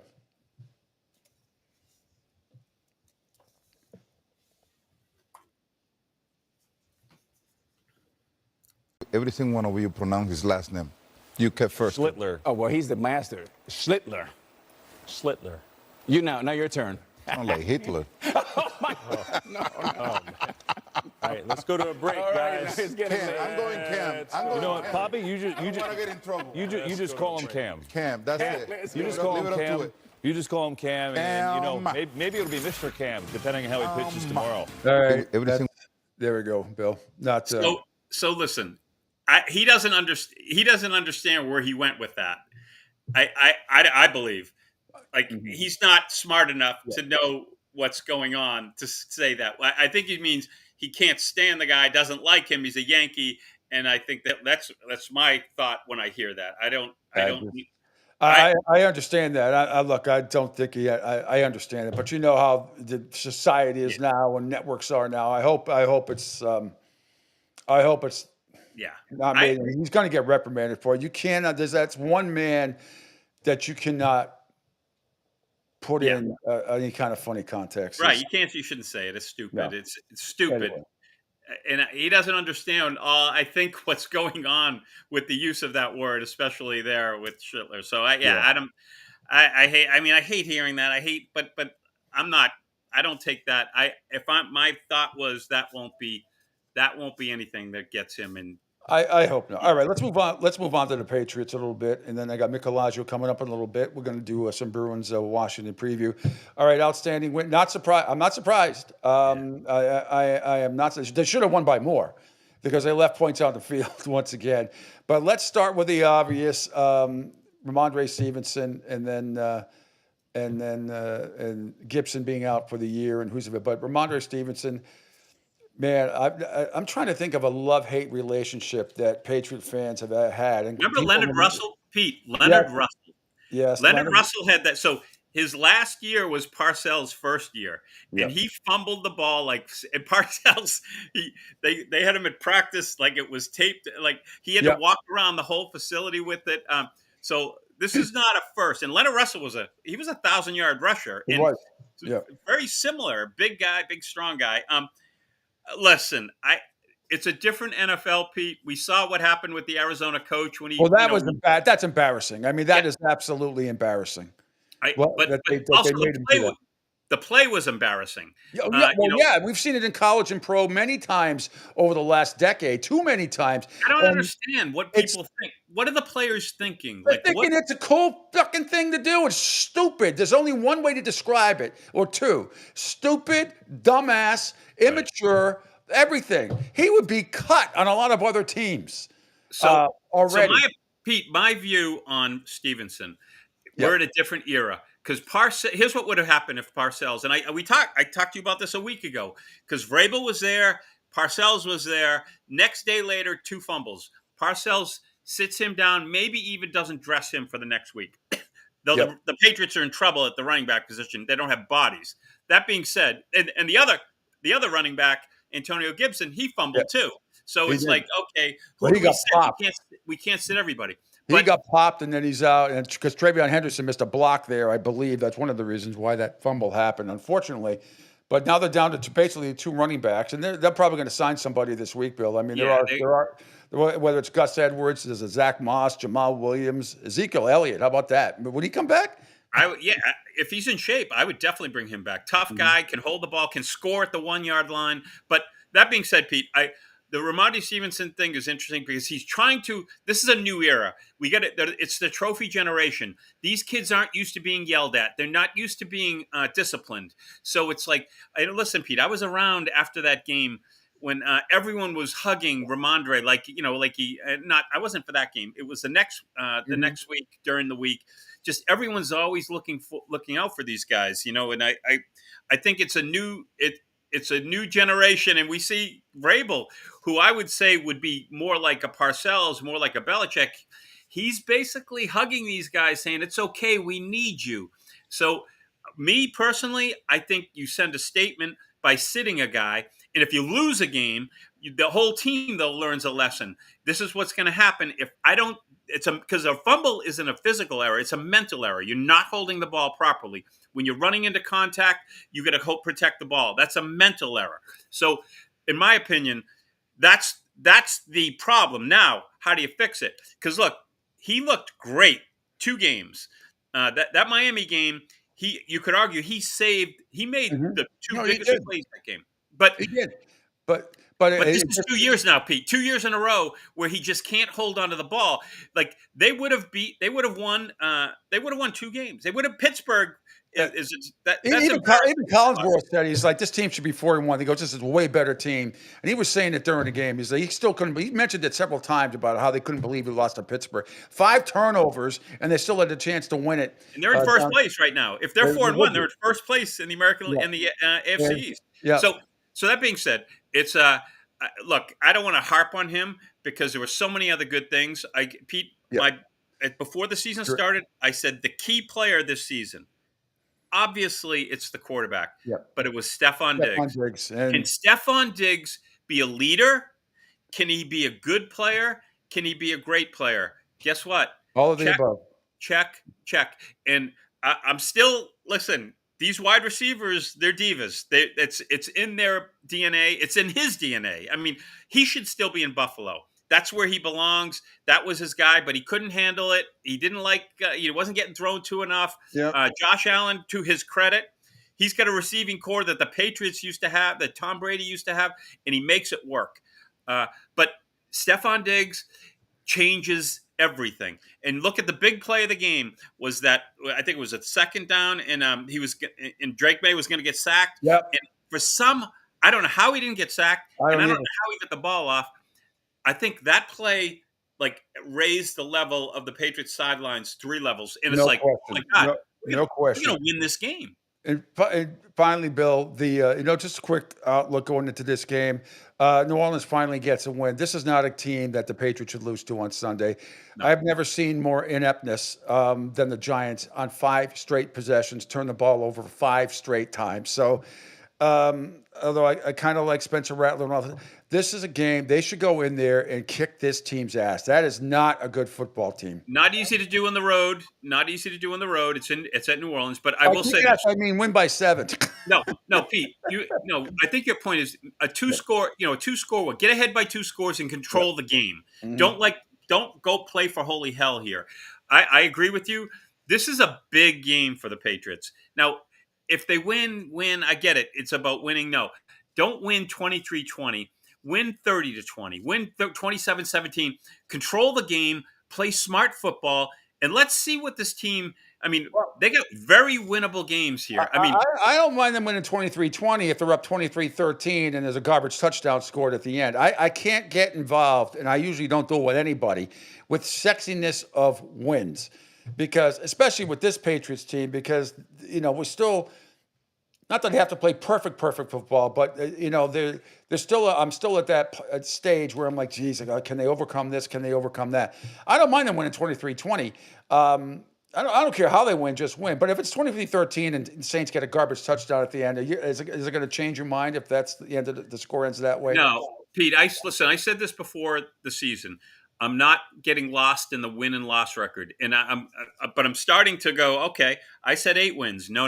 8 isn't enough right now when you look at the schedule. I mean, New Orleans, Tennessee, Cleveland. I mean, come on, those are 3 wins.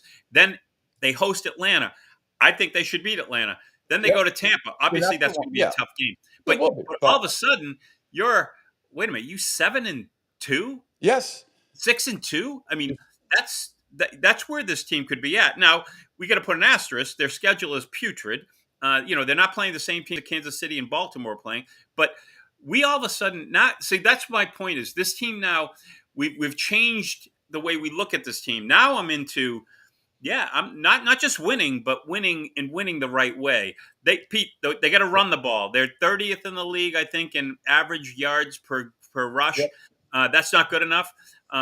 Teams are going to stack, and that's why even these easy games, they watch film too. They have their defenses get paid too.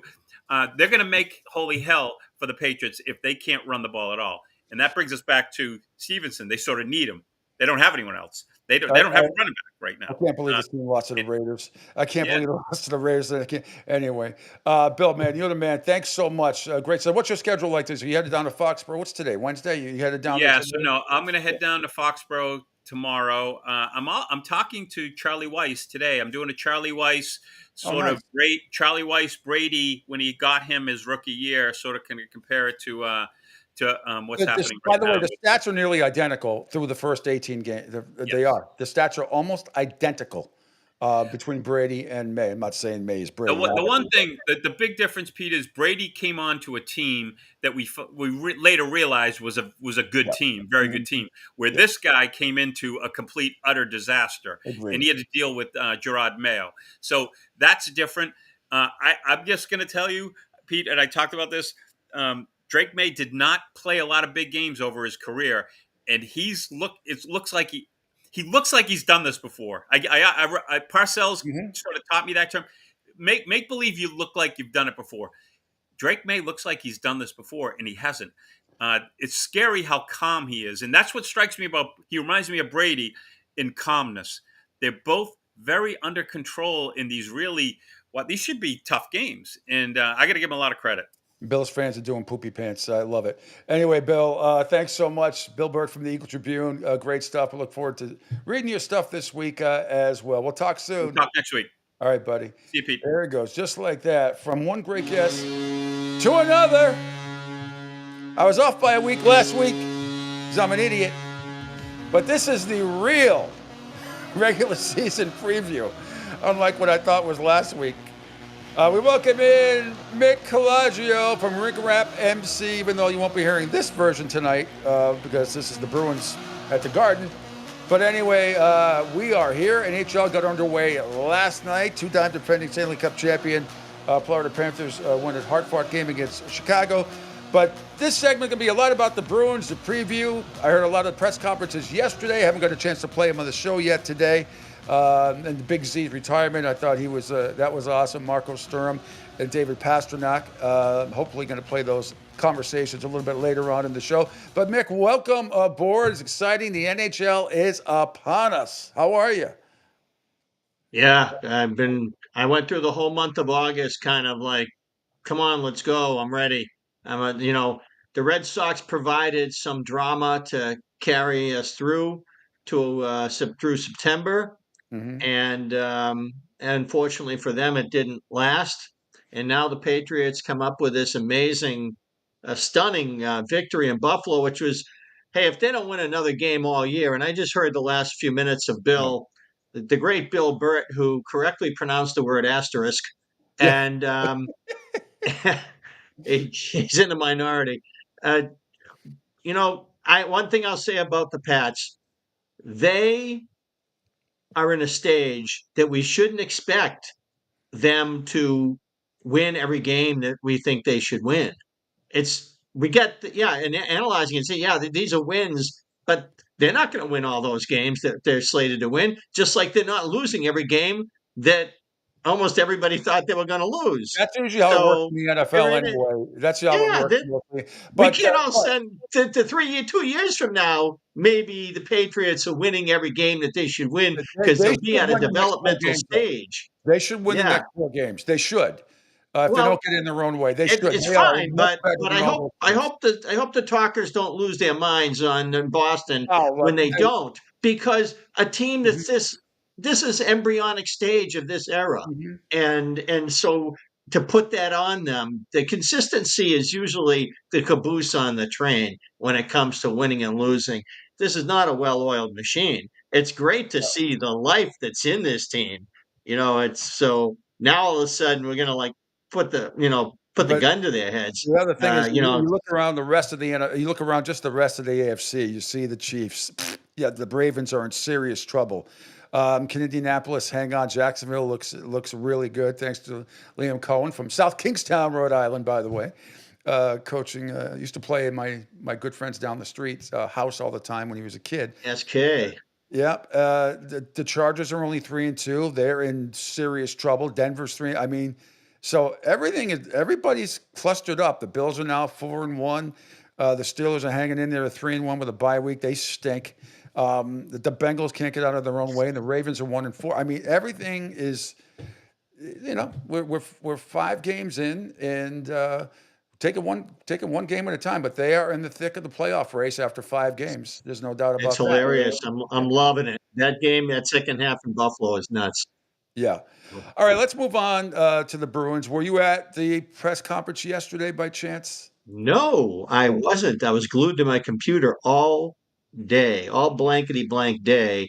Um, However, I did get a phone call from Tim Thomas yesterday, Oh, which yeah. Tell was me an about that. Tell me about extreme that. amount of fun because the Sports Museum, which is based in the fifth and sixth floors at TD Garden in North Station, Boston, is home to the Sports Museum, and their annual major fundraiser is the Tradition event, in which they honor a legacy member of the Bruins, Red Sox, Celtics, Patriots, Mhm. plus other at large honorees in this annual event. And I've been blessed for the last several years as the person who gets to write the article for the event program about whoever the Bruins honoree will be. So this year it's Tim Thomas.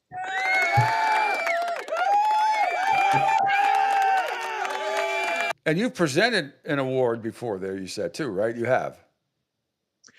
Oh no, but the award that I presented was the annual award. Uh, the Bruins have an awards night at the end of the season at home where there are a few awards, 3 stars by the radio, 98.5, the Sports Hub. They also have the 7th Player Award, which goes back to the 68-69 season. Eddie Westfall, inaugural winner with TV 38. Nesson inherited that. And the Red Sox then created a 10th Player Award, I think in 76. Actually, they might have done that earlier. But the Bruins originated this with 38 back in 69. The Elizabeth Dufresne Trophy is for the Bruins' best player in home games, as voted by the media that covers the Bruins on a consistent basis. And when Joe Haggerty, our chapter president of the Professional Hockey Writers Association, had a conflict a couple of seasons back, I got to go on the ice and hand the trophy to David Pasternak. That was awesome. Those pictures are in my cell phone. That's awesome. Well, I want to play this cut for our audience real quick, too. Marco Sturm with an absolute, refreshingly honest answer about expectations. I'm going to play it. It's only 34 seconds, and then I want your thoughts. Yeah, we're still going to make mistakes. We're just not there yet. We can't fix everything overnight. We know that. But as long as we're going to continue to get better every day, I'm fine with that. And forget about wins and losses. But so far the guys, they're eager to learn and also to get better and to get back on track just the way we want them to play. So, but yeah, that's probably the biggest. Now, that was very refreshing. And I also saw a video of him at practice yesterday, which they said was an unbelievable practice. All the boys and everybody was talking about it. And it looked extremely intense. But what your thoughts on what Coach Sturm had to say? Realistic. That's where Jeremy Swayman comes in. And Jeremy Swayman had a good camp. Jonas Corposalo had a good camp. I think the Bruins goaltending is excellent right now. Really, really good. Swayman's debut in the preseason, he gave up 2 goals. One was a mistimed play in which he was standing behind his own net with the puck and wanted to bank his backhand off the boards as the backer was cruising through. He mistimed it. It got kabobbled and in the net. That's preseason stuff. The other one, the player made a beautiful shot from the circle on the fly, stick inside off the far post, below the blocker, above the pad. I don't know if anybody stops that on a good night. That was a perfect shot. So, it's. I felt like Swayman was really, really good this preseason, and so it's not about him catching up to the team like it was last year. And the team didn't have the same warts that it had last year, nor do we have the expectation that they're going to incur the same devastating injuries to their top 2 defensemen that they incurred last year. there's just so much that went wrong with the Boston Bruins last year that was only probably they had a 1 month window to right their ship after Joe Sacco took over at the 20-game mark for Jim Montgomery, and the Bruins calmed down, simplified, started playing better defense. Everybody picked up their game. They won some games. And then the reality set in when they hit the wall because they couldn't generate enough offense. And then they tried to do too much. And they came out in the new year.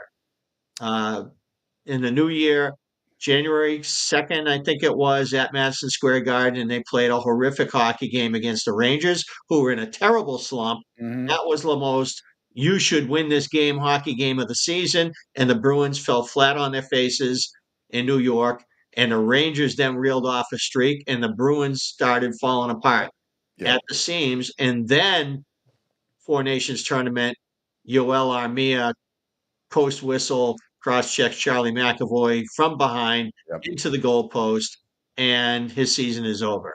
And then Hampus Lindholm's season is over. And then the Boston Bruins, as we knew them, were over.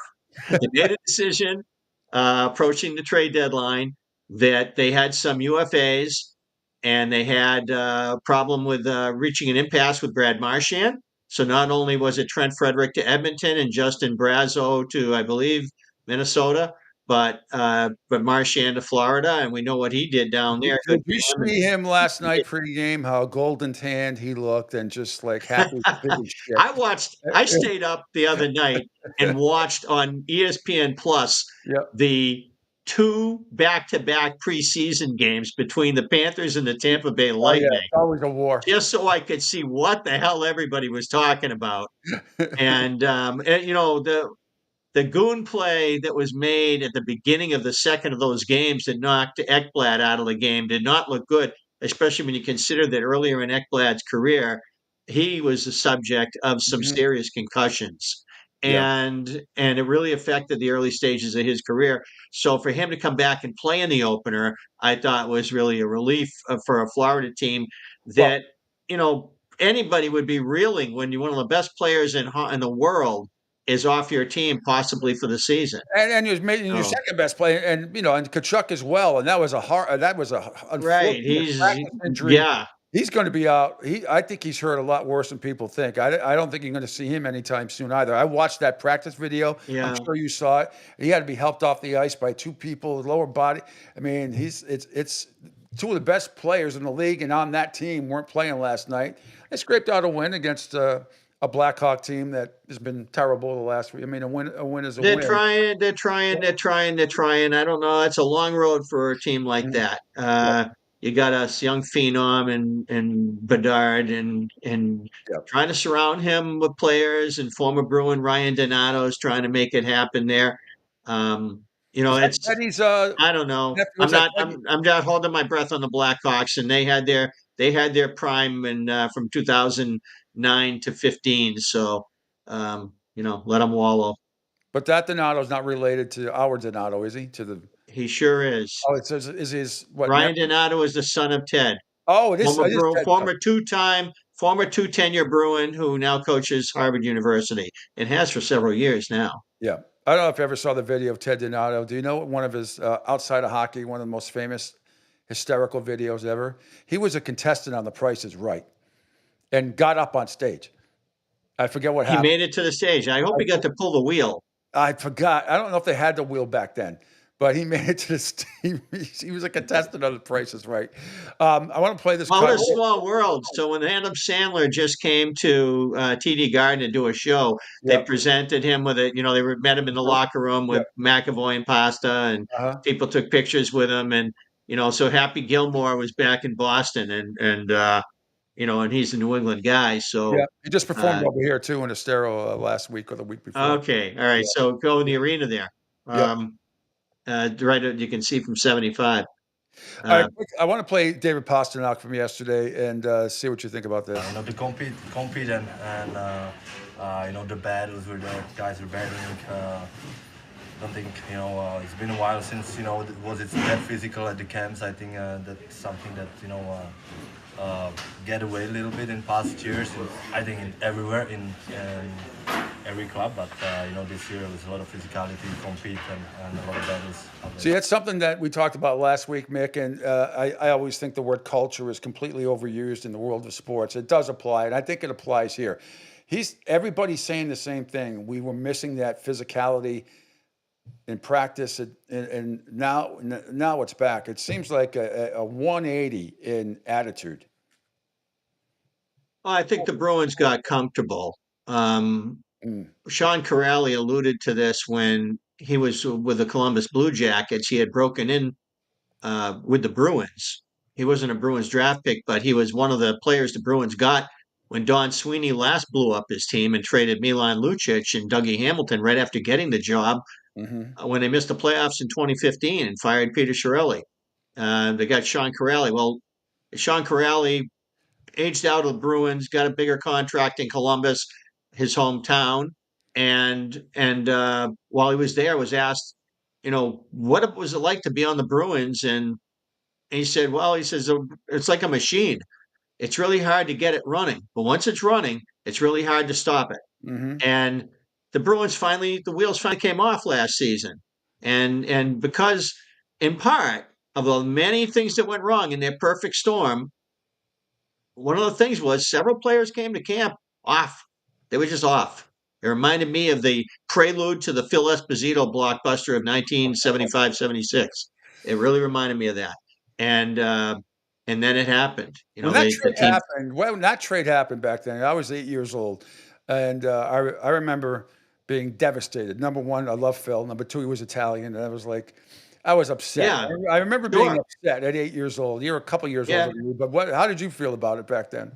I was I was already kind of reeling because when the Bruins lost to the Philadelphia Flyers in the '74 Stanley Cup Final, I was a senior in high school, and that was sort of the growing up series. This is where you grow up because your childhood world is broken now. You have to reckon with the fact that you have to watch Phil Esposito and Bobby Orr shake hands with the Flyers after getting beaten by this team that you hate their guts so much. You know what the funny thing is? The Flyers had 8 former Bruins. The Bruins and then had two affiliates in the affiliation era, the Niagara Falls Flyers and the Oshawa Generals.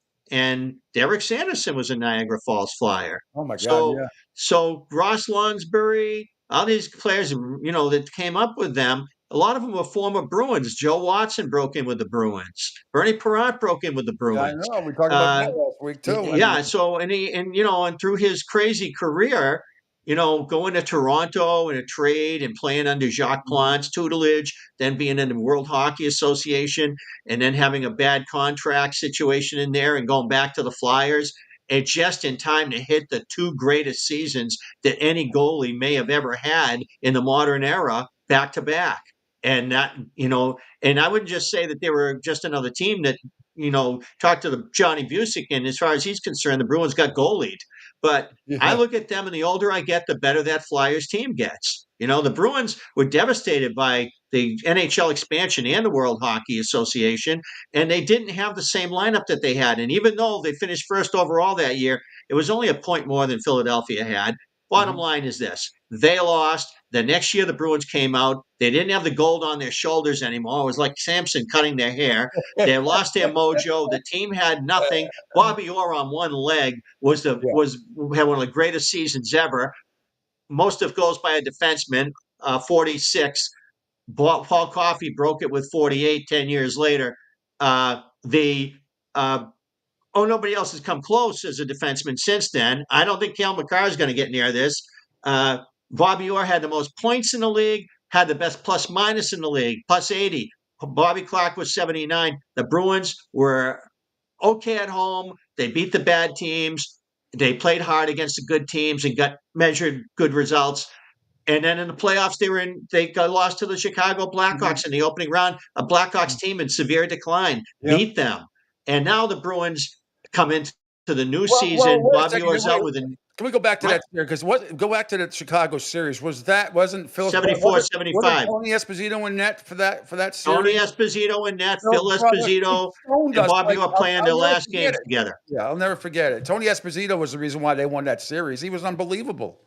Well, the Bruins won game one routinely. They led game two and got scored on late and lost in overtime in Chicago. They come home and they played pond hockey just like they did in the 71 playoff against Montreal. And the Chicago filled the net. The Bruins tried to storm hard in the third period, got it to 6-4, still lost.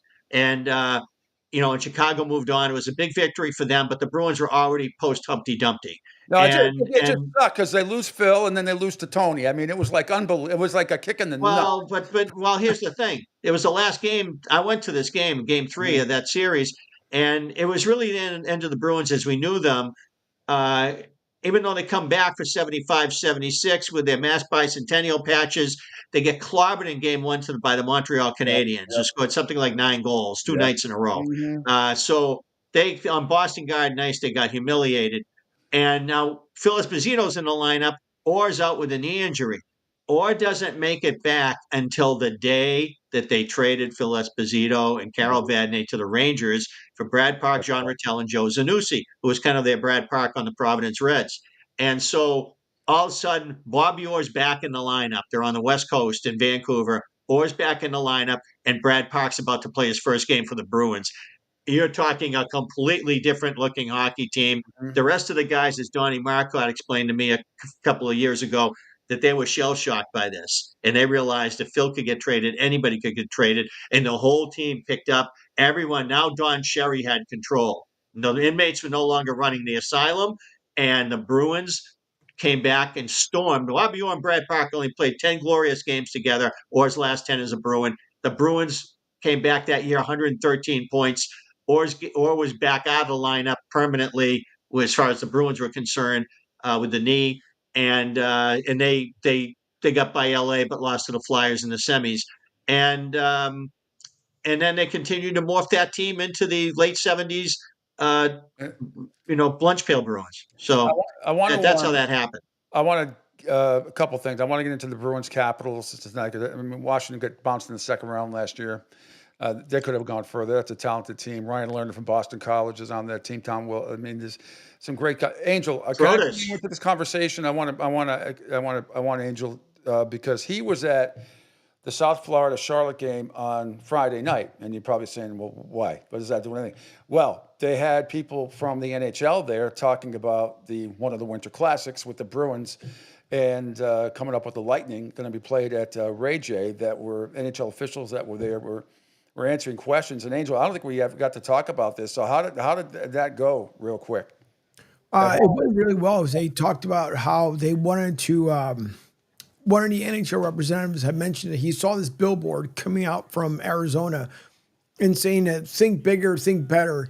And so Tampa and Miami kind of came to mind as far as what they wanted to do. The problem is how do you, not as much as for Miami, but in Tampa, how do you keep this cool enough on a warm February day, and how do we come by it? So they mentioned how they were locally in a warehouse here in Tampa. They try to recreate an outside atmosphere within a warehouse environment, and still couldn't control the ice as far as keeping it cool. So finally, they came up with this kind of tent that's going to go over the ice inside the stadium, leading up to 2 hours prior to the face-off. And so what they're saying is the maximum temperature they're looking at for the ice would have to be below 78 degrees. And because it's going to be a later game, hopefully it'll remain that way. But if it's going to be one of those freakish, warm stretches that we have here in Florida in February, they might potentially run into a problem. But according to NHL, they said they have everything under control.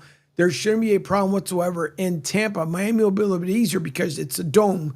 So it's a little bit easier for them to pump in the cold air and keep that stuff refrigerated. But in Tampa, it's going to be a unique difference there. They're hoping that if everything goes well, obviously this upcoming year, they'll come back. But on the fans' perspective, they said it just made a lot of sense for him to be here. You have, even before the Panthers became two-time champions, they were thinking about coming down here, but now adding the Panthers, the Tampa Bay Lightning were champions too. I mean, that's so it's So they were prior too. Florida's had them duopoly on the Stanley Cup now for several years. And usually that time in February, I mean, because it's a late afternoon, early evening game, I believe. So the temperature should be low to mid 70s at tops. The bigger problem, hey Angel, did Did the officials from the NHL talk about humidity? No, so they didn't talk about the humidity as of yet. He said there's supposed to be another conference, another time he'll come down and he'll talk about it, but he didn't mention humidity factor on But there. Mick, what do you think about what Angel said about the warehouse ass? They're trying to simulate. Well, I mean, I think it's a great idea. I think it's a great idea for them to try to work under the conditions that they're going to be seeing, and also to protect the rink from the climate up until right before you're approaching game time. Dan Craig, who was absorbed from Edmonton, Mhm. who was Edmonton's ice guy for a long time, and he really brought to the NHL's attention that humidity, and I'm talking 20 years ago now, humidity is the enemy of good hockey ice, more so than temperature. Yeah, of We course, saw there's it, a we saw it threshold. firsthand in There's a 2010 there's a against the Flyers. We saw that firsthand. It was that freaky 54-degree day, and the humidity had to be over 80% that day, Mick. With well, that sunlight the next year the Penguins hosted at Heinz. yes. Was it Heinz or was it the football stadium? Oh, Heinz I Field think is it was the football stadium. Yeah, And Heinz. they played against the Capitals and it rained all day. And Mhm. they delayed the game for several hours because of the rain. And so their humidity was obviously through the roof. And that really affected their ice, and they had delays in the game. And there was a puck was sticking on the ice, and Sidney Crosby got caught looking Yeah. down, and Mhm. he got knocked out Yeah. in a collision that by a Capitals player who was not looking where he was going either. Now, was it on purpose by accident? I have no idea. I'll never know that. I'll have to buy the book. But in but in the moment, you say this is a dangerous thing to do, and the NHL, in order to promote its game and beat its chest, and look at us, and we want the whole world to love our game, and we want to be as popular as the other three major sports in the lower 48. That's never going to be the case, even though USA Hockey has done a tremendous job farming up the game at the grassroots levels in non-traditional places. I mean, Austin Matthews is from Arizona, and he's one of the biggest scoring weapons the game's has in this era. So that all that said, humidity is a huge piece of this, and a lot of NHL arenas have to be retrofitted with extra compressors when the playoffs get into that conference final round. It happens in Boston too. I They completely bring agree with in you. an extra blowers. Geez, I mean, no, Angel, I don't know if you remember, I mean, a couple of playoff series against Montreal and Edmonton in the finals. I mean, they had to skate around the ice. The humidity was so bad. It was like 95 fucking degrees. Humidity was through the roof. Yep. It was late in the playoff thing. You couldn't see. The lights went out. They had shorted out the whole place. But I mean, I don't know. My players had old to friend, circle around. I don't know. My old friend Tommy Hoyle might be listening to this, or maybe he has to watch it later because I think he had a conflict. But when he was our varsity goalie at Walpole High, and when I was in high school, terrific athlete, but guys from our era remember when the Sabres played the Flyers in the '75 final, and when the series shifted to Buffalo, they had a couple of games that Yep. were so fogged out that the players couldn't see the puck. And if Yep. you were sitting down by the glass, you couldn't see the players at the other end of the ice. Boston in the late 80s and 1990 when they played 88 and 90 when they had played Edmonton and Boston had similar circumstances of fog getting into the rink and kind of Montreal hovering. series too. One of the Montreal series, they all had to come out and start skating around to Right. circulate the air. Holding a banner or some blanket or something, and a rug maybe to that would not get blown sideways. And then just on the push and then the opposite that too, it'll also happen. The Celtics are playing Houston late one time in a regular season game late, and it was really, really hot outside. And lo and behold, here comes the condensation up underneath, and Ralph Sampson goes up the dunk. Whoop! Yeah, Bam! right. Because On of his the ice rink underneath the falls on his basketball court. coccyx, hits his head out of the game. He went, and they canceled the game. Remember? I think they canceled the game because there was so much water coming up they couldn't stop it. Yeah, this is it's I mean tennis has the problem too. When money gets in the way, and money and greed get in the way of putting the best situation for the best athletes in the world to perform, then things like this can happen. I remember when Andy Roddick really got angry in the early '90s when not the late 90s, I'm sorry, when there was a problem with the resurfacing of the tennis courts in New Haven, Connecticut, when the tour was there. And they were drilling holes into the court in order to press down the bubbles that were forming. Were you Because a line judge then? Because you were yes, I was. Yeah. So I was out checking courts and walking around, looking around, and I remember he was really, going bonkers about this. Like, how are we supposed to play on this? We're not, Would he come up to somebody like you or something and go, "How the hell are we going to do it?" Like you said, did he come up to us like, "Can you believe this? I wasn't the Nick, I can you wasn't the believe this?" person. I wasn't the person he was going to do that with. I was among several dozen line judges who were there, and being the curious, nerdy person I am, I stuck my nose in and walked around. Of course, anytime it happened right in the middle of matches. Even my whole line judge career really took off in 1992 because of the problem New Haven had with the courts. I was supposed to be qualifying Saturday, main draw Monday. See you later. And instead, I worked the whole tournament all the way to the Monday final, which was supposed to be a Sunday final, but it went to Monday when the U.S. Open was about to start because of the problem with the courts and getting all the matches in. And that was because the resurfacing was done hastily, and it was done too late, and it was done under bad weather circumstances to meet a deadline because money was involved. And as a result, water got between the levels, and then it suddenly decided to revolt against the matches, and you had these bubbles forming, and they had to spike the bubbles and press down, and the water would go all over the place, and then the ball kids would mop it up with their towels, and you try to keep it going there. And but this is NHL with the hockey. It's the same thing. It's you try to hey, when they said that they were going to go with 2 Zambonis on the NHL rinks in order to have the best ice possible, I knew right then, right away, that they were full of it and that this was not going to be the case. What they were going to do is use the extra time, not to let the ice set up like it should. What they were going to do is put all kinds of on-ice promotions and activities and games and things to bring more families into the arena and sell more tickets.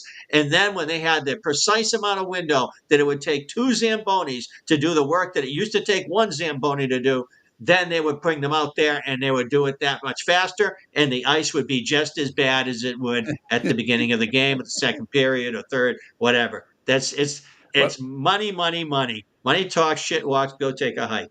That should be on the epitaph of professional sports. I agree. Before we get to the Bruins Washington real quick, because I know you're short on, but because you've also officiated, you tennis professional judge at the. Well, I've been retired from the tennis thing for a couple of years. But you also were at the U.S. Open, right? I mean, you've been. Well, back in the 90s, I did 5 U.S. Opens. Yeah. So I'm ask you this. I want to ask you this because I probably asked you this before. What's the worst thing any professional tennis player ever got on you about, any kind of call where it made you feel like that big? Yeah. I'd have to, there's been a few times. I mean, one time in New Haven. Men or women, it doesn't matter. One time in New Haven, I had a match with Guy Forget, great player, and they changed our technique. You always think of the old tennis net judge as being the person. They don't have net judges anymore because they attach a wire that goes up to the chair umpire's laptop computer, and he hears the sensor. And if the wind affects the net and the ball doesn't come within this close to it and it goes off, they have to call the let. Wow. And so the players, the server's like, you're calling a let, the ball was this far. I didn't know that. He says, I'm sorry, the chair umpire will say, hey, I'm sorry, the thing went off, I had to call it. So that's the way, that's how that works. And that's one thing that they really have not improved in a long, long time. There's been a lot of debate whether they should play like Division I college and count the lets. You wouldn't want of a major to hit the net hard and dribble over, and that's decides who won the tournament. That would be bad. So they don't want to go there. However, back in the day, the net judge, Bud Collins would be on TV and talk about fingers Fortescue and all this stuff. And you put your finger over here like this. So you put your ear near it, and then you look at the net. So you have your eye, your ear, and your feel. And now here's the problem. Noise is very directional. Guy Forget, they changed that technique so that you put a few fingers against the side of the tape like this. Yeah. That's what I was doing. So now Guy Forget hits a let. Mm-hmm. I didn't hear it. I'm on the net. I didn't see it. I didn't feel it. I didn't hear it. And now he's getting mad because he's not even doing it right. You're supposed to go like this, he says. And I'm thinking like, okay, now they had changed our instruction in the United States several years prior too, Yeah, but he yeah. didn't know that. He's from France. Yeah. So I got moved at the changeover to the back called long line, standing up against the backboard, and somebody else took net. I get home and I had the matches on my VCR. Yeah. And I turn it on to watch Cliff Drysdale and Patrick McEnroe calling the match. Yeah. And Guy Forget goes, I'm thinking, okay, I think this is the point. He hits it. Click. The whole world watching TV could hear that let. But I'm on the net that afternoon. I could not hear it. Wow. That's how directional this noise is. And that's why this doesn't always work. So I thought it was really, I didn't have any recourse to go back and say, see, look at that. It wasn't, I was wrong. I missed a call. You're human. But not because, human, anybody, it's hard to hear things that are going by you that you would hear way more if they were coming at you. That's just a way directional sound works. Now, so now that's, there've been lots of things. I mean, one of the funnier ones is I'd always seem to get Chucky Adams matches. Chucky Adams was this middling guy who was pretty competitive. I don't know if he made it into the top 40, top 50 but he was always around there. He was a good player. He was a college player who went pro. I think he coaches college now. And back in the 90s, he was a hardworking, tough player, tough out. And one time I was on grandstand at the U.S. Open on baseline, and somebody hit a shot against him. And I'm telling you, if it caught a piece of the line, it caught this much of and those baselines are 4 inches wide. So that ball is like, now if you're a player and you're chasing after it, it looks to you like it was 3 inches out because you're picking it up when it rolls, crushes, and explodes off the court, and you see a big gap from that direction. You don't see what I'm seeing because I'm still and the line is still, and the ball goes like this right past you. And now you're saying that thing caught the back of the line. So he didn't go up and jumping up and down or anything. He comes walking back from the net. And then he just, as he's walking past me without breaking stride, he just goes, stiff. So I've had way more elaborate verbal confrontations, like when I gave Ivan Lendl an unsighted call at Longwood Cricket Club. Oh, tell me about that. Tell me about that. And also, when you ever doing base or the back, did you ever come close to getting hit by a serve in the nuts or the head or anything like that? I mean, all it takes is 1/2 a second of not watching. You can get killed. Well, I always fear for the ball kids because during the pre-match warm-ups, the players hit lots of serves over the last 2 minutes of the warm-up, and some of them are very close to getting tattooed if they're not paying attention to those balls coming at them, they could get seriously injured. So, but I mean, Murat Safin had a forehand so big that when he hit the wall next to you, it sounded like a practice serve. Yeah, they're coming that hard. So, but really, I'd say the first year I did the U.S. Open, one of the women's players whom I still don't know her name, she wasn't somebody that you would know, going back to field the lob, and she clacked me right over the head with her racket. Oh! And she left a mark. I didn't bleed, but she left a mark. She apologized? I stayed. She apologized? She was, yeah. She was like checking to see if I was okay. She's very nice about it. But, in the moment, you're just going after the ball. And it was the end of her follow-through. So it wasn't like I was – I felt it. I felt it, but I wasn't impaired or anything. So I stayed in, and then they decided to pull me off the court. But I was trying to shake it off and tell them I'm fine. But, there's lots of little things that can happen along the way that you feel like you're doing a good job and nobody thinks you are. There's other days where you screwed up and you're the only one who knows it. It wasn't my girlfriend Gabriella Sabatini, right? She would never have done that to you.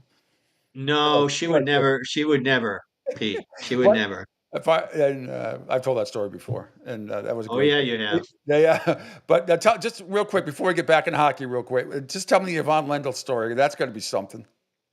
Well, it was just that what your job is if the player blocks you from seeing your long line, you're on the back court, you're in the back wall, and your job is to watch the sideline, right?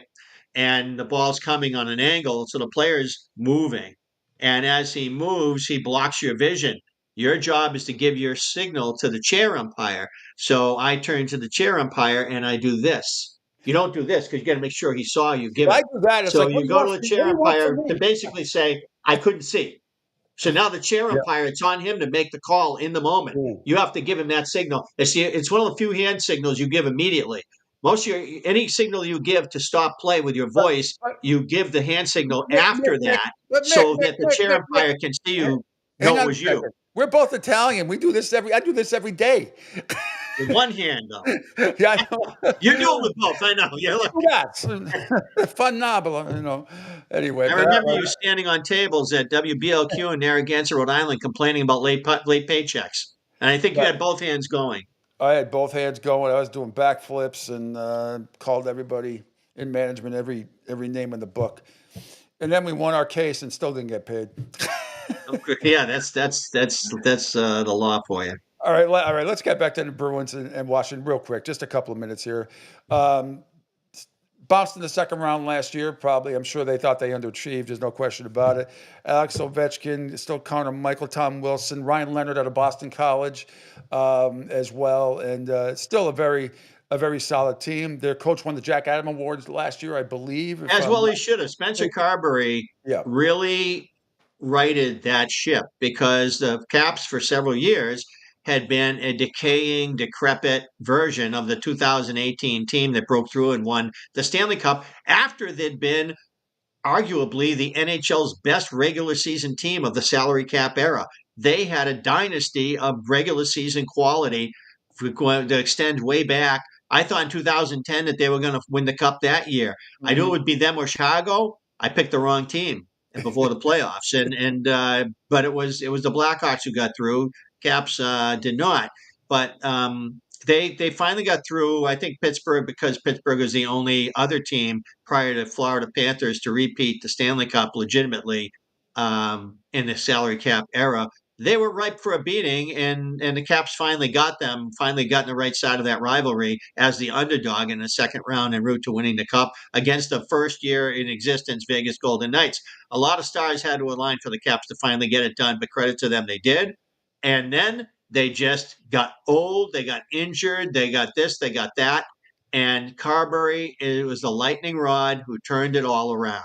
And now the GM's catching up to the coach who made some great personnel decisions last year. We're getting Jeff Chikrin on defense. And then they got this big guy from Eastern Europe, Alexei Protas, who Peter Laviolette, the year that he coached the team when they were awful, he commented on how he really thought that Protas was going to be something special. And now he is. Last year, it was really the big season for Protas. And now I guess his younger brother's in the organization, which is kind of scary if he ever becomes anything like him.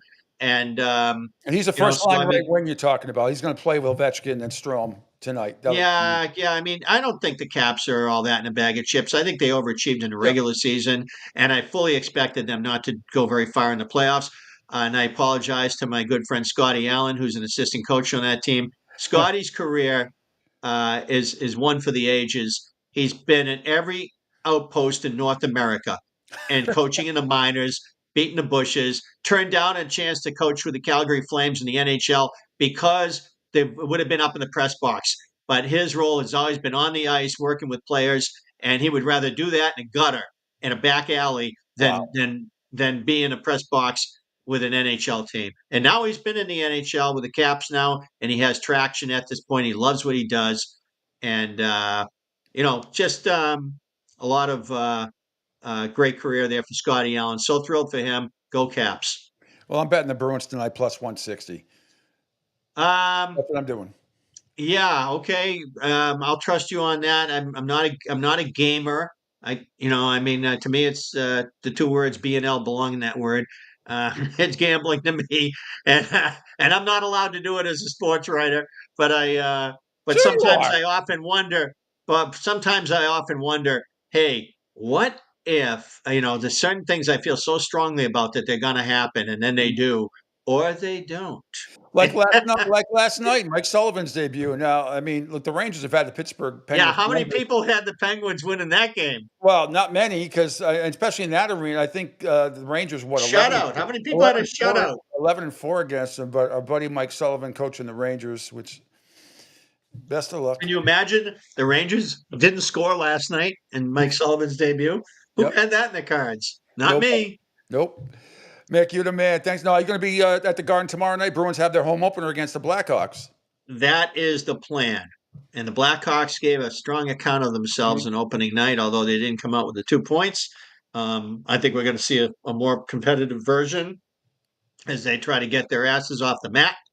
And I think the Bruins have to play to their strengths, be stingy on defense, hard to play against, be physical, be ready to drop them, be ready to play for one another, and hope that they have enough offense to get the goals they need to win on any given night. That's their game plan. They're sticking to it. I think there's going to be a curve involved. I'm excited about number 93, Fraser Minton, the kid they got from Toronto in the Brandon Carlo deal this past March. And he is like a young left-hand version of Patrice Bergeron. And I think that the upside on him should not be defined yet. He has a chance to be something special. Last thing, I promise. Last is 1-on-1. You don't have to do a big commentary on Big Z yesterday. Very humble. Even when he's sitting down, he's as tall as a skyscraper. It's unbelievable. Talking about feeling honored about they're going to retire his number. When's that going to happen? The Big Z, January against this when the Seattle Kraken come in the TD Garden. Big Z's number 33 is going to the rafters. Totally deserve it. He's a modern day Lionel Hitchman. Lionel Hitchman was the stalwart behind Eddie Shore in the early days of the Boston Bruins and gave them their culture. This I learned from Richard Johnson, the museum curator. And unfortunately, we did not get Lionel Hitchman onto the Bruins all-time top 20 team. I was blessed to be on that committee a couple of years ago. I wanted to get him on there, but it would have been 7 defensemen, and we were railroaded into choosing whether Dick Clapper should go on the team as a forward or a D. I wanted to see him go on as a forward so that Hitchman could make the team. But just like he gets snubbed by the Hall of Fame, he got snubbed by our committee. So Big Z became the Lionel Hitchman of the Bruins turnaround in 2006 toward this 2011 Stanley Cup, which gave birth to a winning era of Bruins hockey and 2 more appearances in the Stanley Cup final during his career with the team. A legacy of leadership.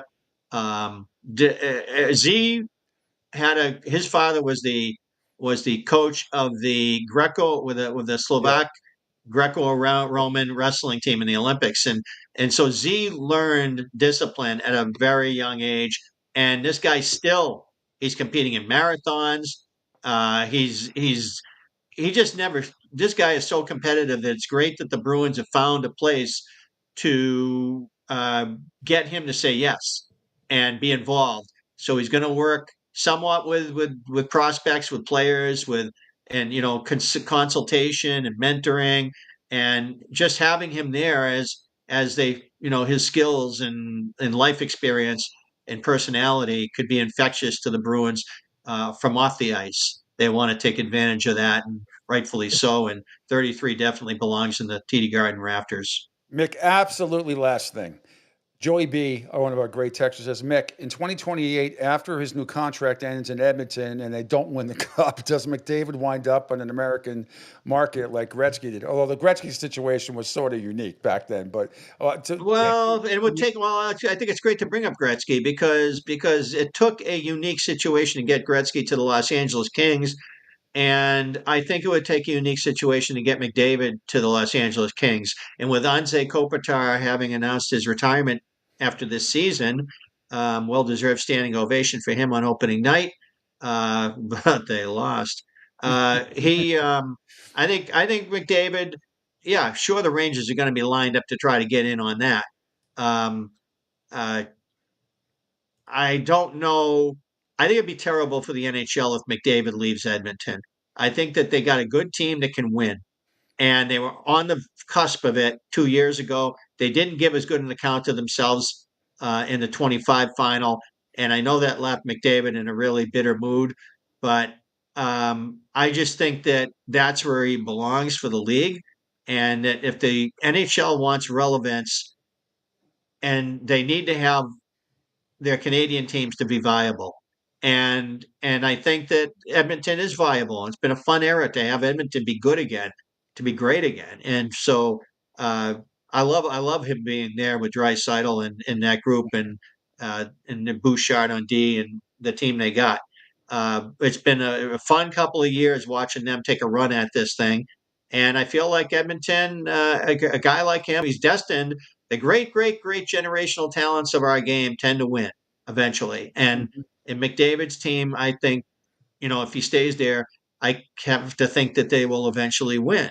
And if he goes to Los Angeles, they're going to need a new era post Kopitar and post Doughty when that time comes.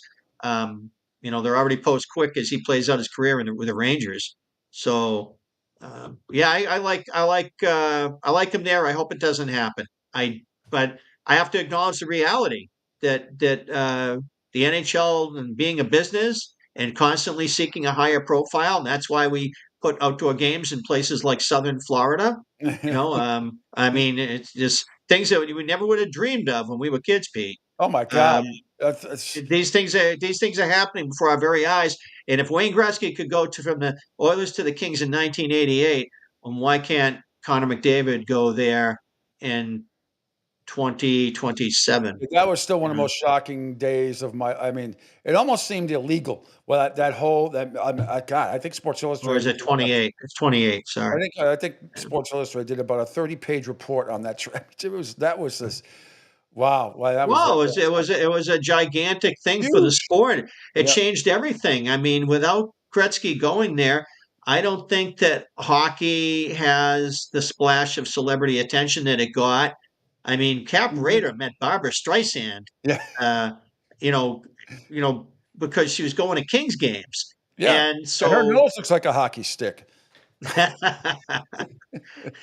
But he was not a celebrity chaser, not at all. Mm-hmm. But Barry Melrose knew that about him, and he gave him a hard time by setting that he found out that Barbara Streisand wanted to meet Cap Rader because he was Barry's assistant. Cap in Four Seasons Arena in East Walpole, growing up playing for Needham High School. And so here he is, coach of the Kings, and Barry comes over and says, "Yeah, there's somebody over there who wants to meet you." And he skates over to the Zamboni. Who wants to meet me? He goes over to the Zamboni doors in the corner. It's Barbara Streisand. He's so embarrassing. He's like, he didn't know what to say, But he got to watch a Paul McCartney sound check once. And that was like the highlight of his life. Well, Paul stepped on my foot at a Super Bowl thing. I can't remember which one, but he accidentally stepped on my toe. Well, now you feel like John Paul and now you feel like John, George, and Ringo. Mick, you're the best. A cheap shot from Mick Colangelo at one of his own rock idols. Rink Rap MC. By the way, that Springsteen movie is going to be awesome. That guy's going to win the Academy Award. It looks great. I don't even know about what you're talking about, but I'm looking forward to it. Do you ever watch the series The Bear on Hulu? No, I don't have Hulu. Anyway, well, the Bruce Springsteen movie, he's going to win the Academy Award. Mark it down. Okay. All right. I'll wait for it to get to the Hallmark Channel. Mick Colangelo, rinkrapmc.com. Anything else you want to plug? I'm about to podcast with Joe Haggerty and Andy Brickley, I think. Awesome. So, this is about to happen, so I better take a quick run to another room. I'm sorry. I didn't know. I would have got you out earlier. 3 minutes from showtime. So. All right, tell the boys I said hello and have good luck this season. And we're all going to get together. I keep saying it. Me, you, Hags, Andy, the great stuff. So, all right, what's Brick? Since Louise Cornett is in your country, you have to drag her into this too. Yes, absolutely. She's in Naples, but yes, absolutely. And Brick's down in DC tonight, right? I'm assuming. That's right. Yep. He'll be there.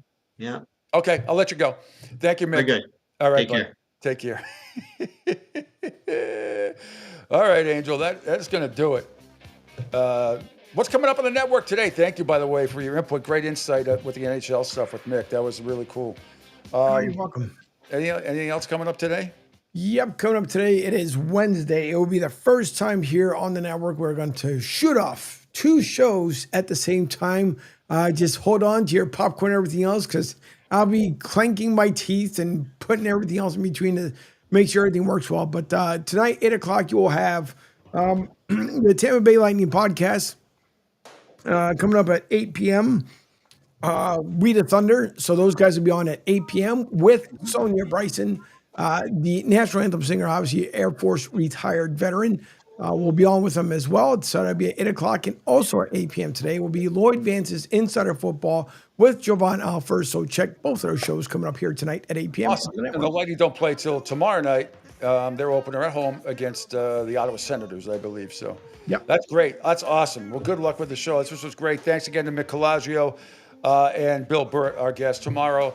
And you notice that Bill Sparrows wasn't on today. He is at a big Las Vegas convention, so I did not want to bother him out there. Tomorrow, Trevor Harris, for one, probably Hector Longo, and a couple of others. Maybe Chef Derek Fox, if I can get a hold of him. Will be on as well for some more football and fun, football and food. All right, Angel, thanks a lot. Have a great and safe rest of your Hump Day Wednesday, everybody. I am Pete Sheppard. I'm back here tomorrow at 7 a.m. on this awesome Coastal Sports Digital Network. See ya.